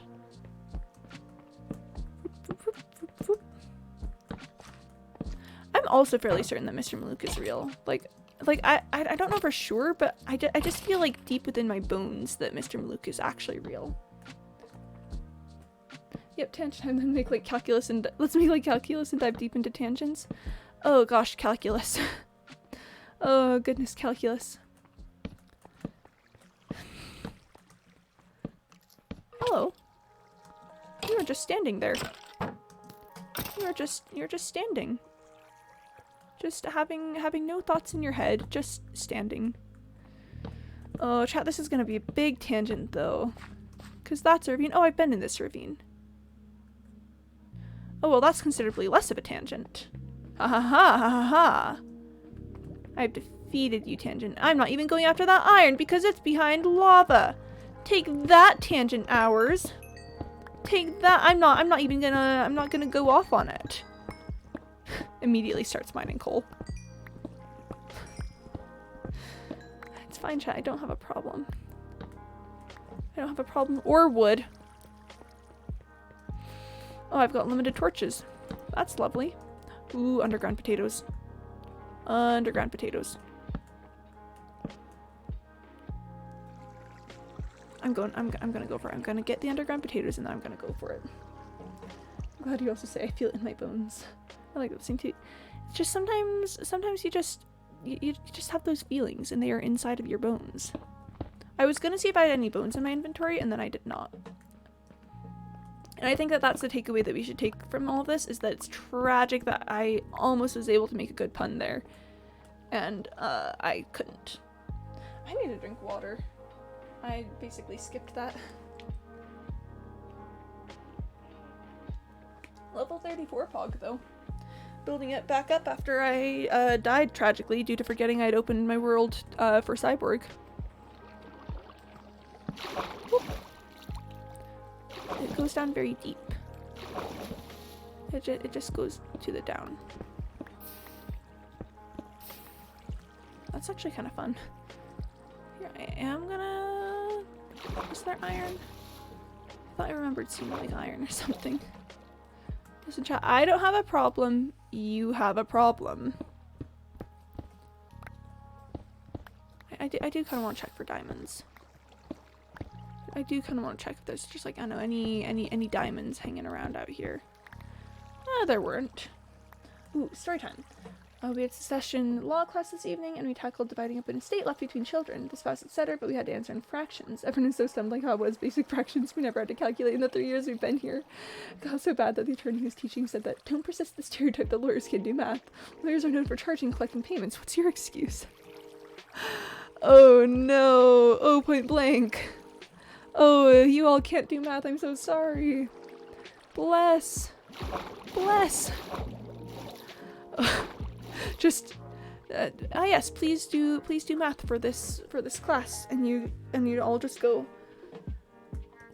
Wait, hang on a second. Oh, goodness gracious. Yeah, I'm not quite that bad, but I certainly am not a math major. Like, what even are fractions, though, honestly? I came here to memorize words, not do basic arithmetic in 5th grade math. Oh gosh, there's a saying that I really like, talking about, where'd I come down? Like, talking about math and stuff. And the saying goes like, somewhere, I think it was somewhere around here. Because there, it's to the left, and there it's to the right. Basically, according to the saying, calculus is easy, algebra is hard, and arithmetic is impossible. And I just feel that. You know, I personally understand that. Because sometimes the harder math stuff, like, is easier.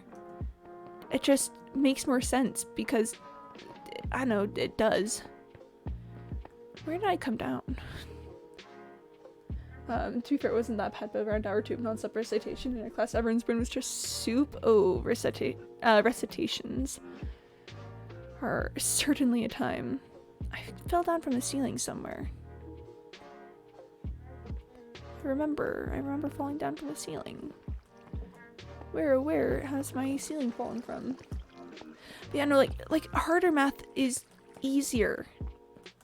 And it doesn't make sense, but at the same time it does. Where did I fall down from?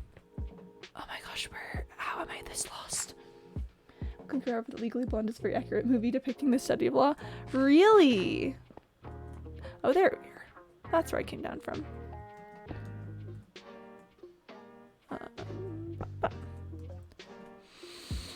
Be gone. Really, Legally Blonde is like a good measure of law school. I've never seen it, but I've heard songs from Legally Blonde the musical. Quimby theater kid again. And I don't know, it just seems like such a time. It's shockingly accurate. Like 80% accurate. Yo, I mean, props to the filmmakers then for making that.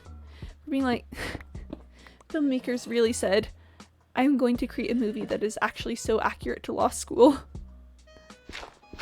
Especially the pressure being called upon to recite and knowing nothing. Yeah. Oh gosh. Man, I don't know a lot about law school, but being called upon to recite and not knowing, that is a very relatable moment to me. Just like, ah yes, we would like you to know this thing. Does not know the thing. Panics. As the present math major, I can confirm that even applied math students also find calculus easy, algebra hard, and arithmetic impossible. Yeah, it's just like what you expect me to do, like add things, subtract numbers. Like, come on. I can solve an equation. I can, like, believe me. Again, I'm not a huge math person, but I can solve an equation. But you want me to count? Like, you want me to say, like, ah yes, like Jimmy has 3 apples and he gives away 4. How many apples does Jimmy have? Like, what do you expect me to do? Like, magic? Come on, like, realistic expectations, please. Quimby just goes off on a rant about, like, math. That's gravel. Ooh, cave ambience. I like thinking back to that little thing that I just said. I think I said like Jimmy has 3 apples and he gives away 4, and I believe that may be a little more intense than it usually is. I'm not sure that basic math usually goes into negative numbers.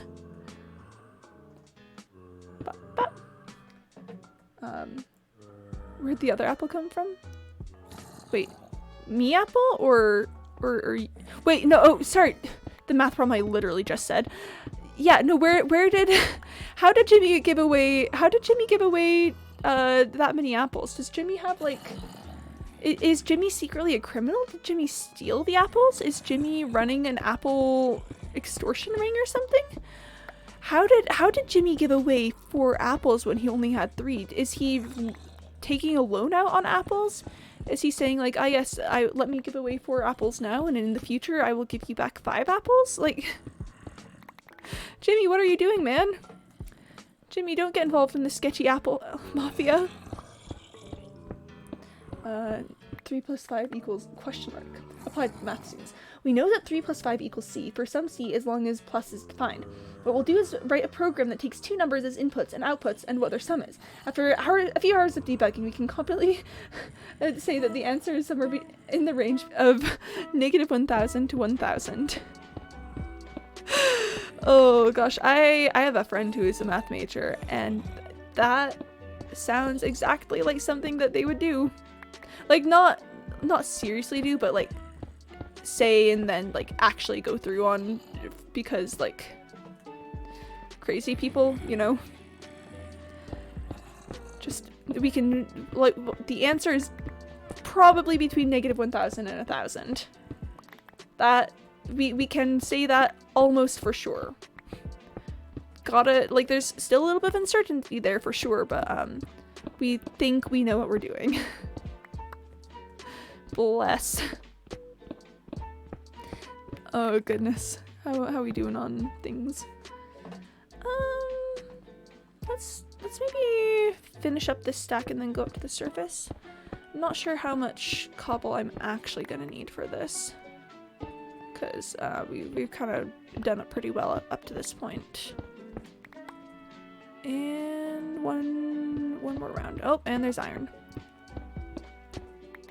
Quimby luck. Quimby luck is in full force. Just, yep. And oh, and that's a perfect stack. Quimby luck in full force. Did it say something about a slime? No, I think that was footsteps. If this was a slime chunk, then I would want to take note of that, because I found one slime once, and like almost all of it fell into the lava, and I cannot for the life of me remember where that was. So rip to me on if I want anything to do with slime or like sticky pistons or anything. You know, lovely hours out here.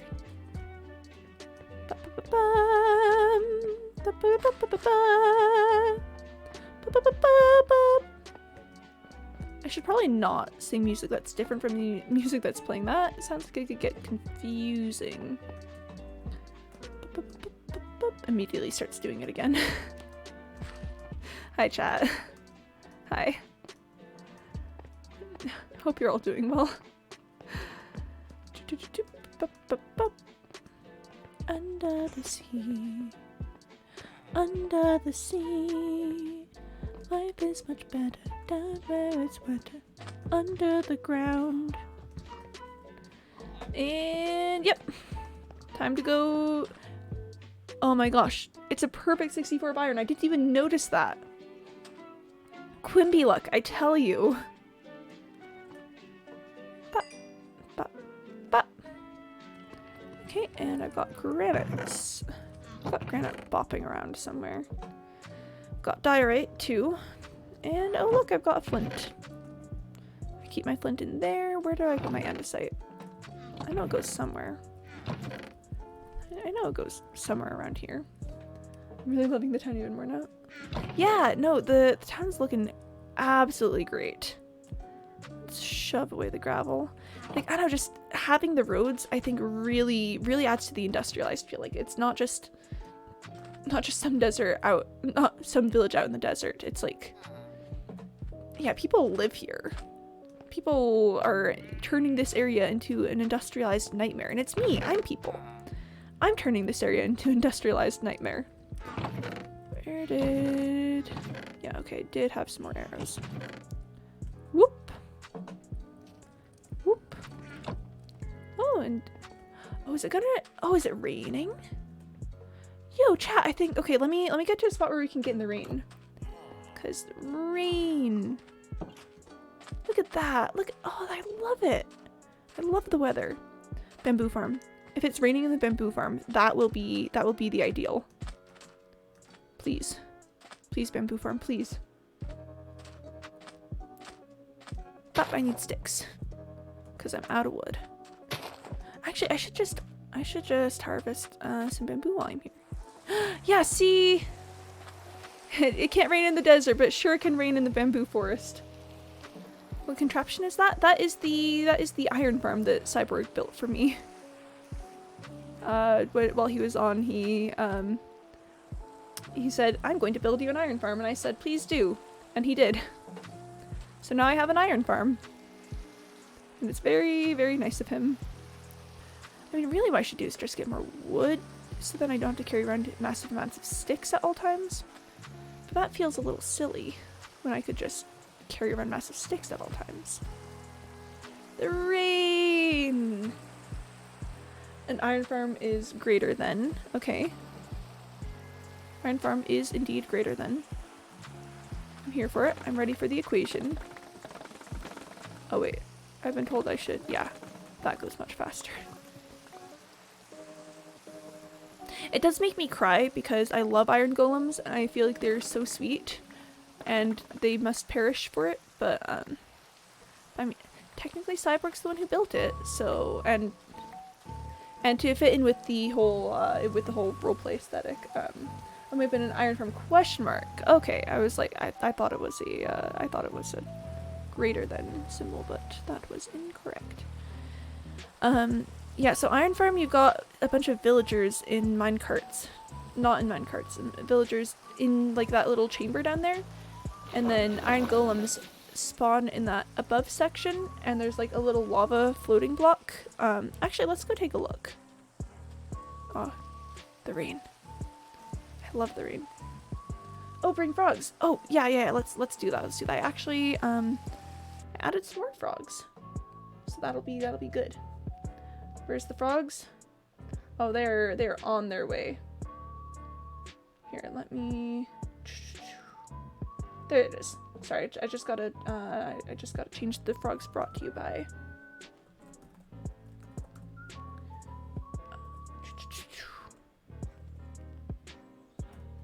Alright, there we go. Ready? So frogs brought to you by Point Blank. And here come the frogs. Oh, that ended it. Sorry, it's still a little bit in development. Okay. There they go. There go the frogs. It's jumping between like 2 of them. It's still in development. I've been adding more frogs to it, but yeah, there you go. Frogs brought to you by Point Blank. Thank you so much for the frogs. Yep, those are the froggy boys. Oh, I need to mark that as a completed request. Got 'em. Got 'em. Oh, hello. But yeah, so there's like a little suspended lava thing, and the iron golems fall into it. Prog, pog, prog, pog, prog, pog, prog, pog. Yeah. Yeah, so the iron golems spawn here. Let's go up and take a look.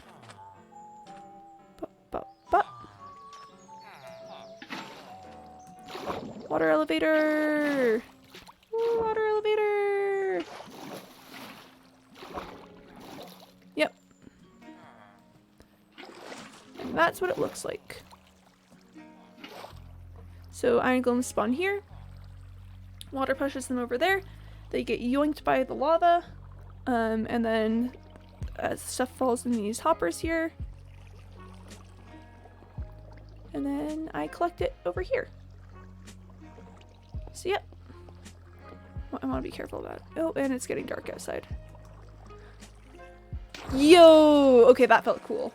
That felt really cool. Not gonna lie, that felt pretty epic. Okay, I need to go sleep, but I like the rain. I like the rain noises. Oh, and look at that. I really like the warped planks house that we've got there. It just looks so classy with its little hat.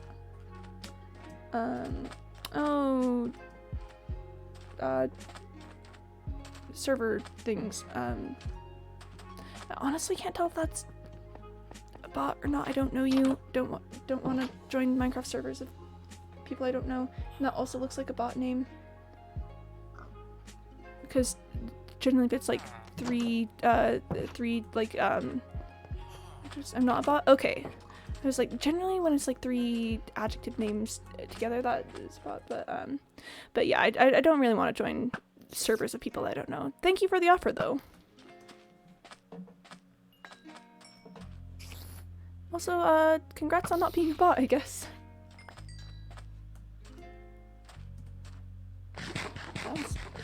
That's wild.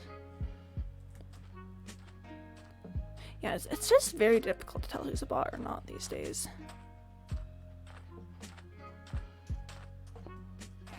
My name was auto-generated by Xbox. Yeah, that would do it.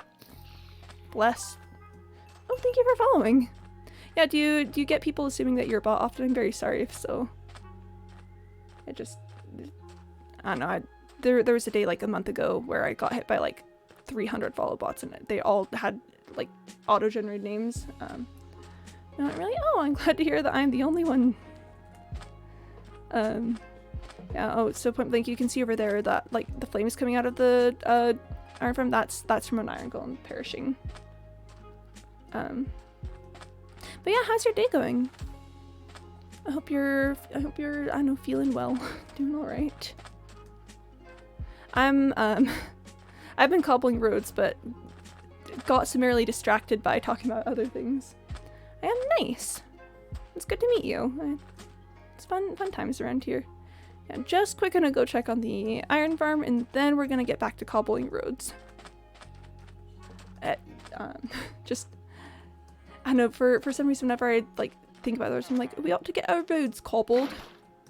That's just where my brain goes with that. I'm very sorry. I don't think I've ever said it today, but I would not be surprised if I'm just like every once in a while like, we ought to get our roads cobbled. Okay. Bop, bop. And yeah. Oh, it feels good doing the cool things. Yeah, no, building roads in the city to make it feel more like industrialized, because it's all about the industrialism out here. It's about the industrial aesthetic. Boop, boop, boop. Sorry, immediately gonna get distracted by like consolidating the iron that I'm holding. Listen, chats. It's very nice to put things into blocks. Sorry, I'm terribly sorry about my just doing it. Yep. Hi chat. I hope we're all feeling well. Ooh, the roads.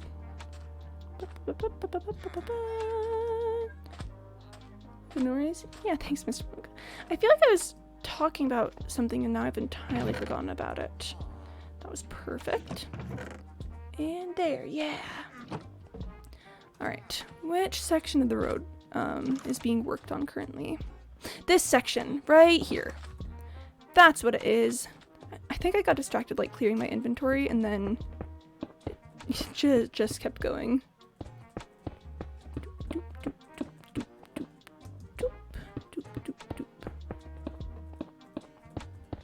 I'm very excited for the roads project.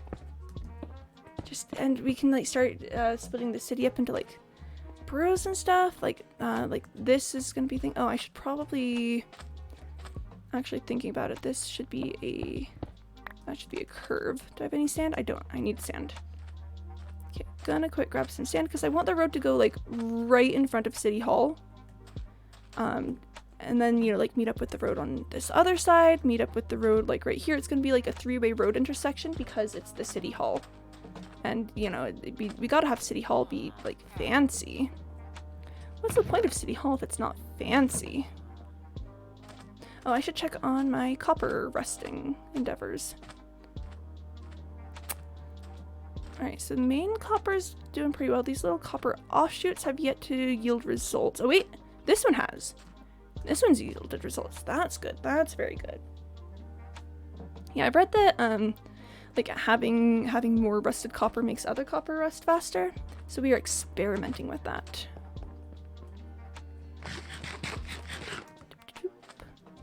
And how are we doing over here? I'll pick that up in a second. I want to clutter up my inventory at the moment. Okay, sand. And alright, yep, now we've got a curve. And is this I needed to go one more.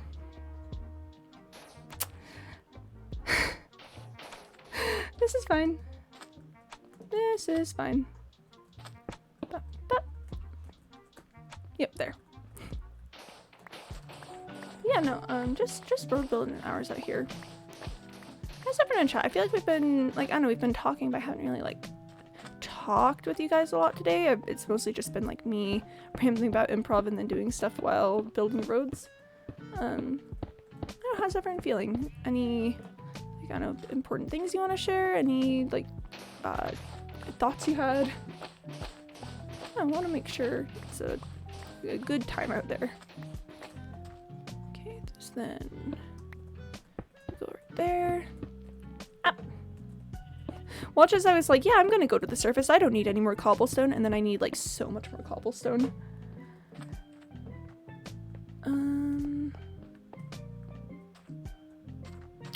This one. That's the one I need to go on. It's nice to just have chill building hours. Yeah, turns out when you want to like completely overhaul the aesthetic of a city, it requires lots of building.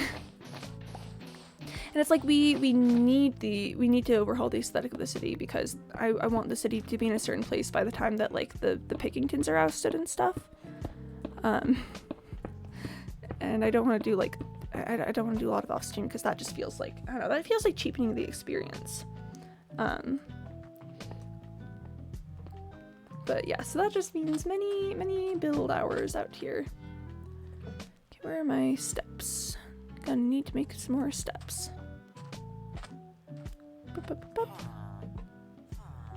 And yeah, let's just, yep, let's go for it. I'm gonna use steps someday.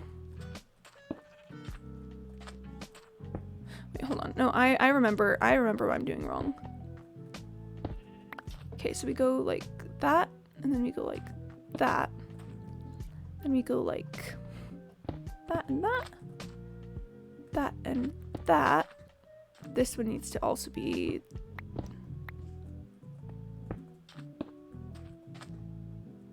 Not quite. Actually, what if I just... Yep, that'll work. Yep, that'll do it. That'll... Yep. It's very tricky sometimes, chat.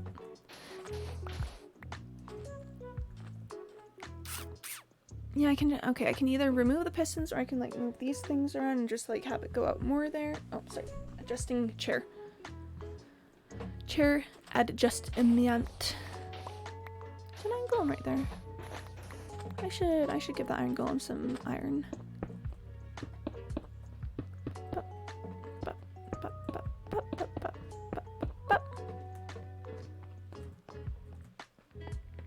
Alright, and then I think I do want to do that, and then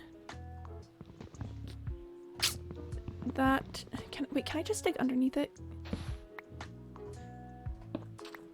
Yay! Yay!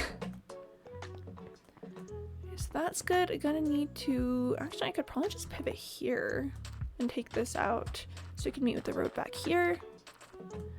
That'll be good. And then it can just like T-bone here and then like go like straight forward here and meet up with this side. And then that'll create like a little like a little street thing going on there. Big brain hours. Big brain builds. And I probably did not get enough cobble for this. That's fine. Hold on. This is the one. That's the one that needed to be... Oh goodness. I'll just... yeah. Massive IQ buildings. I mean, so we've got a bit of an aesthetic we're going for here. It's very Industrial Revolution is kind of the vibe. Actually, wait. So yeah, it's basically like, yes, we're like, this is the Industrial Revolution out here. So you know, got lots of brick buildings. I'm building a bunch of tenements over here actually, which is, tenements are high impact housing that is honestly very unethical and stuff. Got a factory here. I've got the factory, but I want to build another one that's going to be like even larger and more unethical kind of looking. So then these are like Victorian style houses. I'm going to build another one like right here where this house is. This house is actually the home of a vampire pig and her husband that's been running the like. So the vampire pig has been around for a while, but the Pigingtons themselves have been like running this town for generations. Yeah. Let me sleep. And then the big like stone building behind me is my house. Here, I'll show you in a sec. Gotta drink some water. Liquid. Whoop. Yep, so this is my house. It is very much in progress. It's gonna be 3 stories high, and I've currently got like the first story.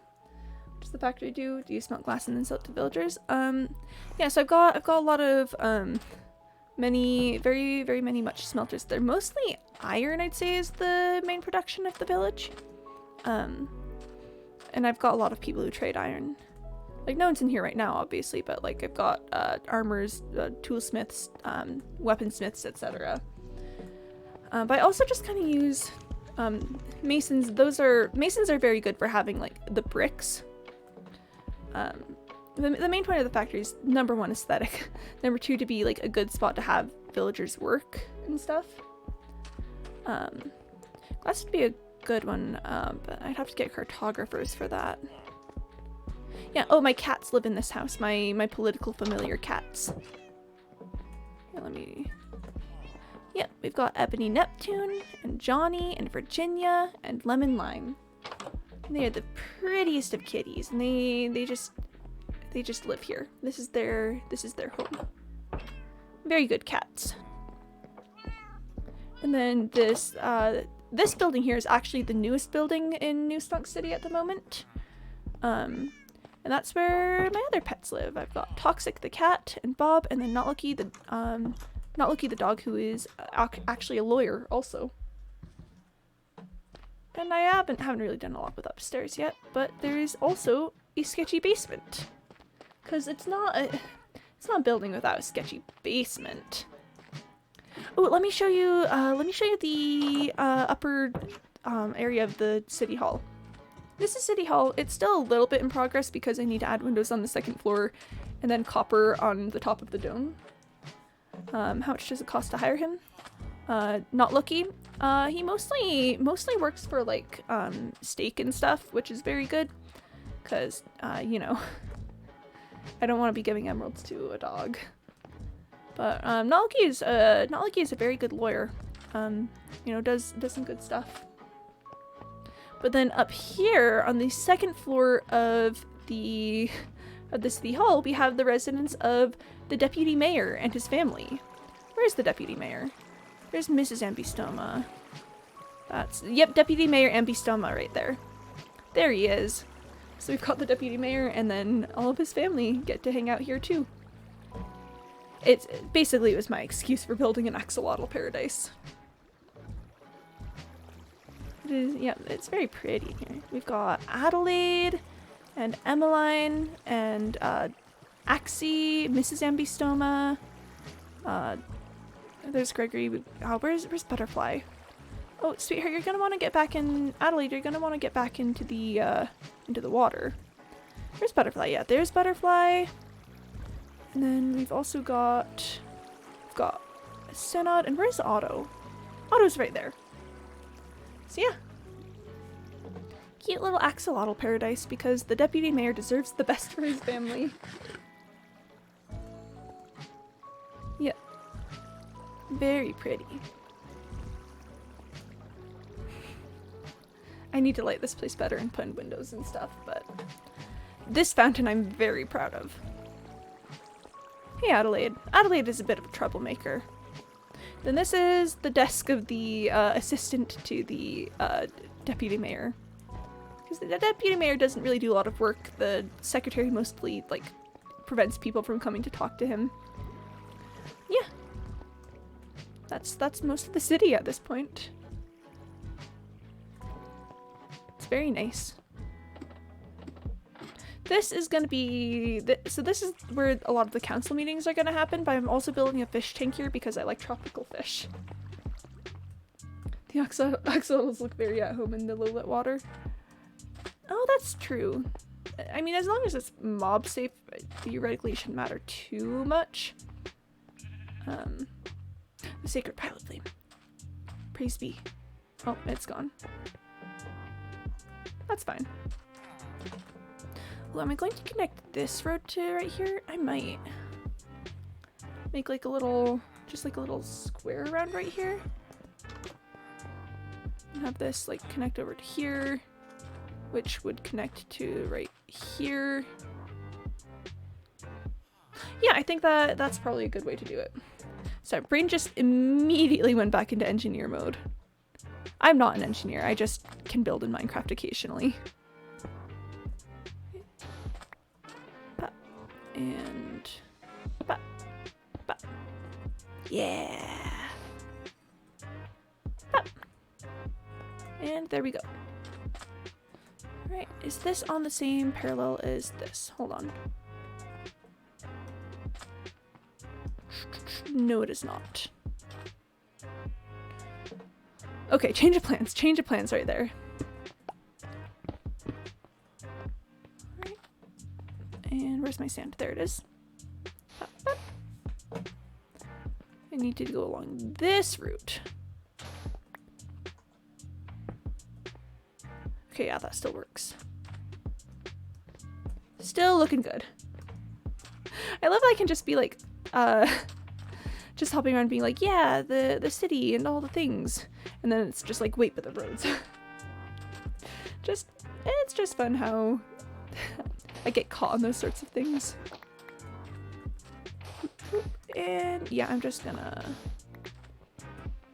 That's just getting cut down. There's no reason for me to go up for like a few blocks and then back down. That's what we call inefficient city planning. And let me tell you, my city may be inefficient, but it's not due to planning.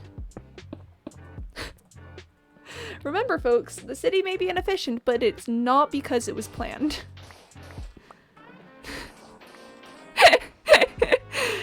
Well, I'd say it probably has to do more with the like rampant corruption of the area.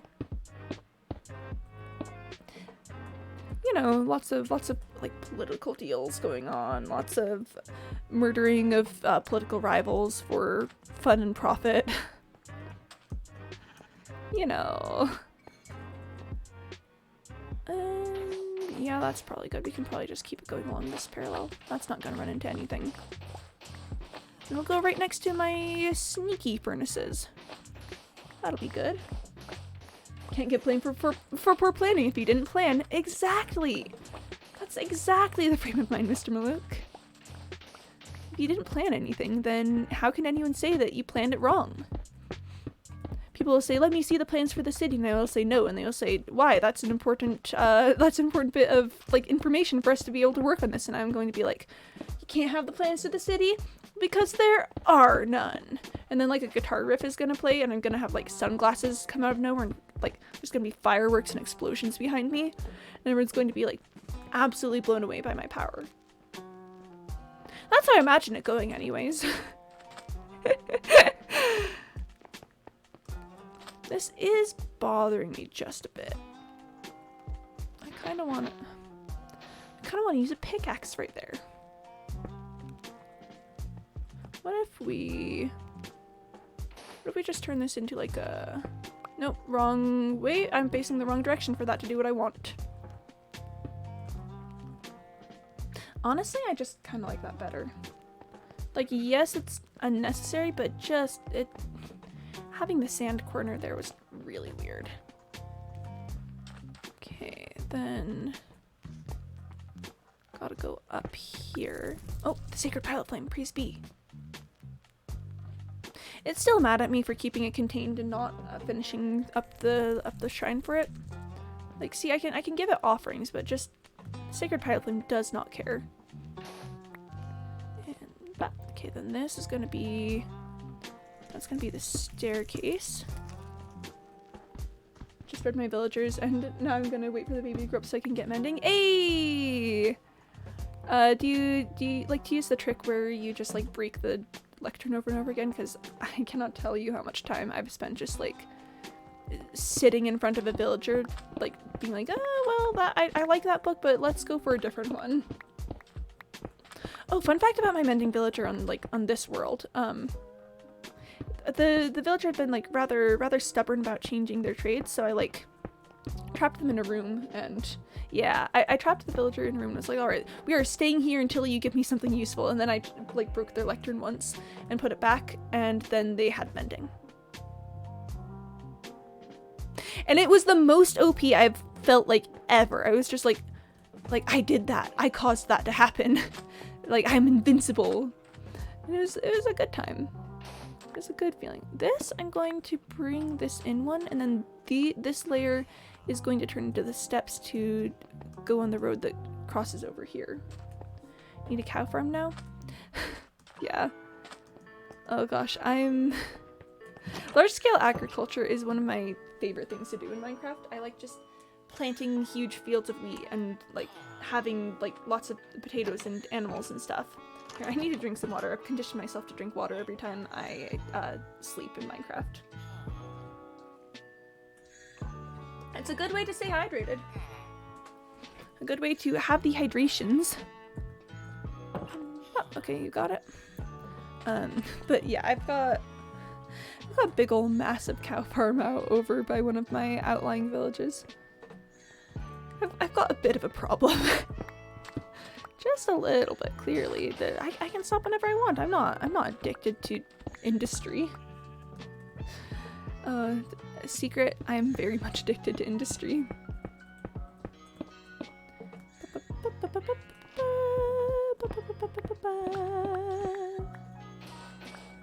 Oh, I am loving the look of the roads though. Like, I know, I think it just really puts the industrialism into this whole place. Like, I just like, look at that, there's like streets, and I like put in street lights, and it's got corners and things that move. Yeah. Just me fawning over architecture for like however long. Okay, and then this section, that's gonna be where we go up. Whoop. Okay, so this one I'm just gonna replace because there's no reason for that to be up the way it is. Then these ones right here are just gonna turn into a little thing. And then after that, it's gonna go into here. Yep. See, and then the road is gonna continue this way. I think it is gonna go up here, even though I kind of hate that, just because, I don't know, the house is on that line. Hey, sheep, hello, welcome. How's it going? I hope that you are feeling all right, and I know that things are going well for you. I'm putting in roads. I've given into the industrialism. It's like, why would we leave the village as it is when we could you know, change it completely? Thanks. Awesome. I'm glad to hear you're doing well. And to there. All right. Yeah. I've also given into the Animal Crossing vibes, and we listen to Animal Crossing music when I get into these moods. Whoop. Animal Crossing music. I'm just like, wow, what I'm doing sure does remind me a bit of Animal Crossing. And then I'm like, aw, heck. Okay, let's do a layer there, and then I kind of wanted to keep the stairs offset like they were. I need more stairs. 9 is probably enough for now. Okay, let's see. Okay, so if I want to keep the offset look, we've got 1, 2, 3, and 4. Yep, that's it. That's it. Made a cow farm successfully? Nice. You'll love to see it. Except I actually want to move this one back. Is it like an automatic cow farm or just like a cow farm? Because let me tell you, I have not been able to really figure out automatic cow farms. I'm like, what is redstone?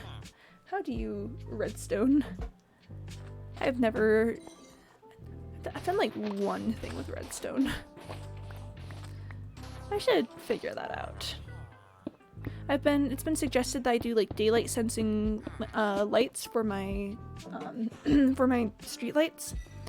I think that could be very pretty indeed. So I should look up redstone things. Alright, so yeah, so then we've got this road. It goes down this way. It can lead to the blue line, or you can go this way over to City Hall, which I don't know why you'd go past the blacksmiths to go to City Hall, but you know what, the roads take you there.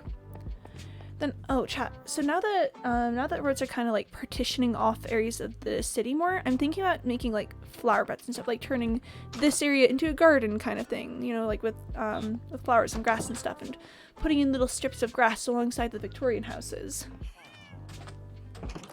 Everything that I do ends up just giving me more projects. I'm like, yes, I'm doing this thing, and then I'll be done with that project and not have to think about it ever again.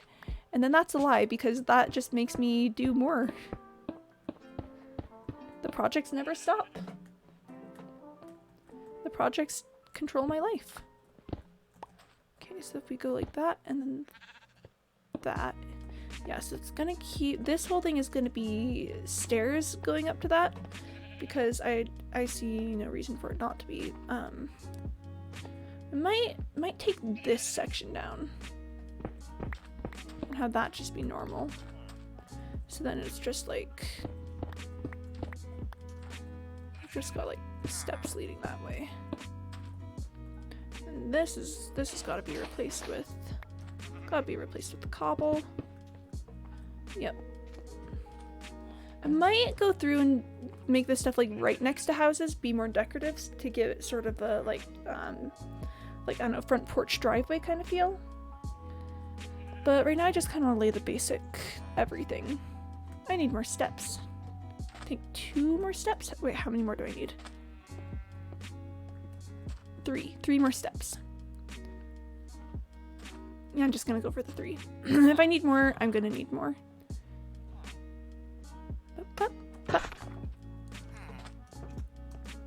Yeah, no, but I have been looking into like automatic cow farms just because I don't know, you spend a lot of time getting the cows around here.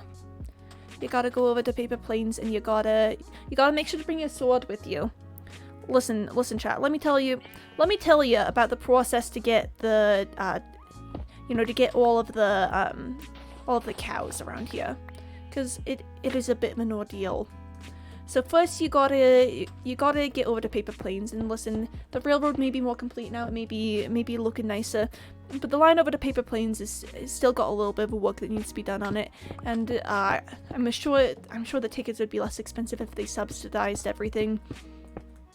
So you gotta get over there, you gotta make sure to bring your sword with you, because if you don't bring your sword, then you're gonna get in big trouble. And then once you get over there, you gotta go all the way over to where the cow farm is, away from the city, and get in there and just like kill all the cows yourself. And apparently some people are all right with that. Let me tell you, you'll never catch me out there doing that sort of thing. But it's just very tricky around here to get the meat that you need to be able to have steak. Oh, what did we name that character? Mrs. Harrison? Was that Mrs. Harrison? It may have been Mrs. Harrison. Mr. Mook, do you remember? I think you were there that day. I need more stairs. 1, 2, 3, 4, 5. Probably this entire thing. Yeah, she's wonderful. Probably 8. 1, 2, 3, 4, 5, 6, 7, 8. Yep. I think it's I think it's like Mrs. Harrison or something. You know, Mrs. Harrison, she knows everything about everyone. If you need information in the city anywhere about anything that's going on, Mrs. Harrison will be able to tell you. And it's not because she's an informant or anything. Like we've got a literal informant living in this house over here, and Mrs. Harrison is still the best person to ask if you want to get any information about anyone. It's a privilege of an old woman. You can't deny an old lady her pleasures in her old age, and sometimes those pleasures are, knowing all the gossip. Knowing all the gossip about the place. Yeah. I got 1 extra stair, but that's fine. Let's go ahead and bap. Bap. Okay, connect the thing, connect the thing, connect the thing.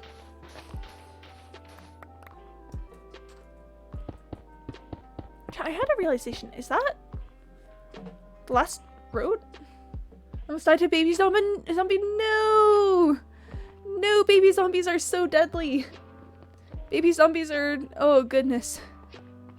Baby zombies are such a terror. I hate them with a passion. Why do they exist? They should stop. It's like, why are the baby zombies the dangerous ones? Why are those the ones that we need to watch out for? Okay, so I should probably make a little extension to the road this way, coming out to here. This road should connect over with this one out here. I should make a road going over to the red line, because you gotta have roads leading out to all the railroads. But other than that, I think most of the roads are completed. Yeah, I really gotta get better street lamps in here, because having just like this big old giant pillar in the middle of nowhere is not helping with that. Yep, we've got all the roads, and all the roads have stairs, which makes it easier to travel around. I need to go sleep. I need to do the sleeps. Bop, bop, bop. And drink water.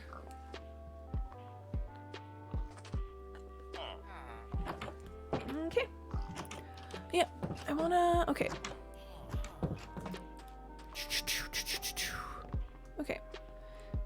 this road should probably extend out like right here. This road goes down to here, which goes over to there. But then this road should probably continue that way. I should... Actually, what I should do, I should fill in this little area right here. It's been there for ages. I kind of want to build the road to the railroad on top of it, because I don't want it getting too close to my house. Remember, my house is supposed to be like a luxury area, and if there's like just roads standing next to it, then that doesn't make sense for the industrialism and, you know, the robber baron-esque-ness of it all. Okay.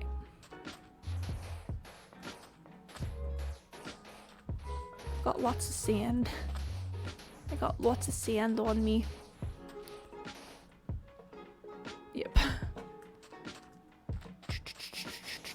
And then, so after we fill this in, I think that's probably gonna be it for today, because I have somewhere to be at 5 o'clock. Oh goodness.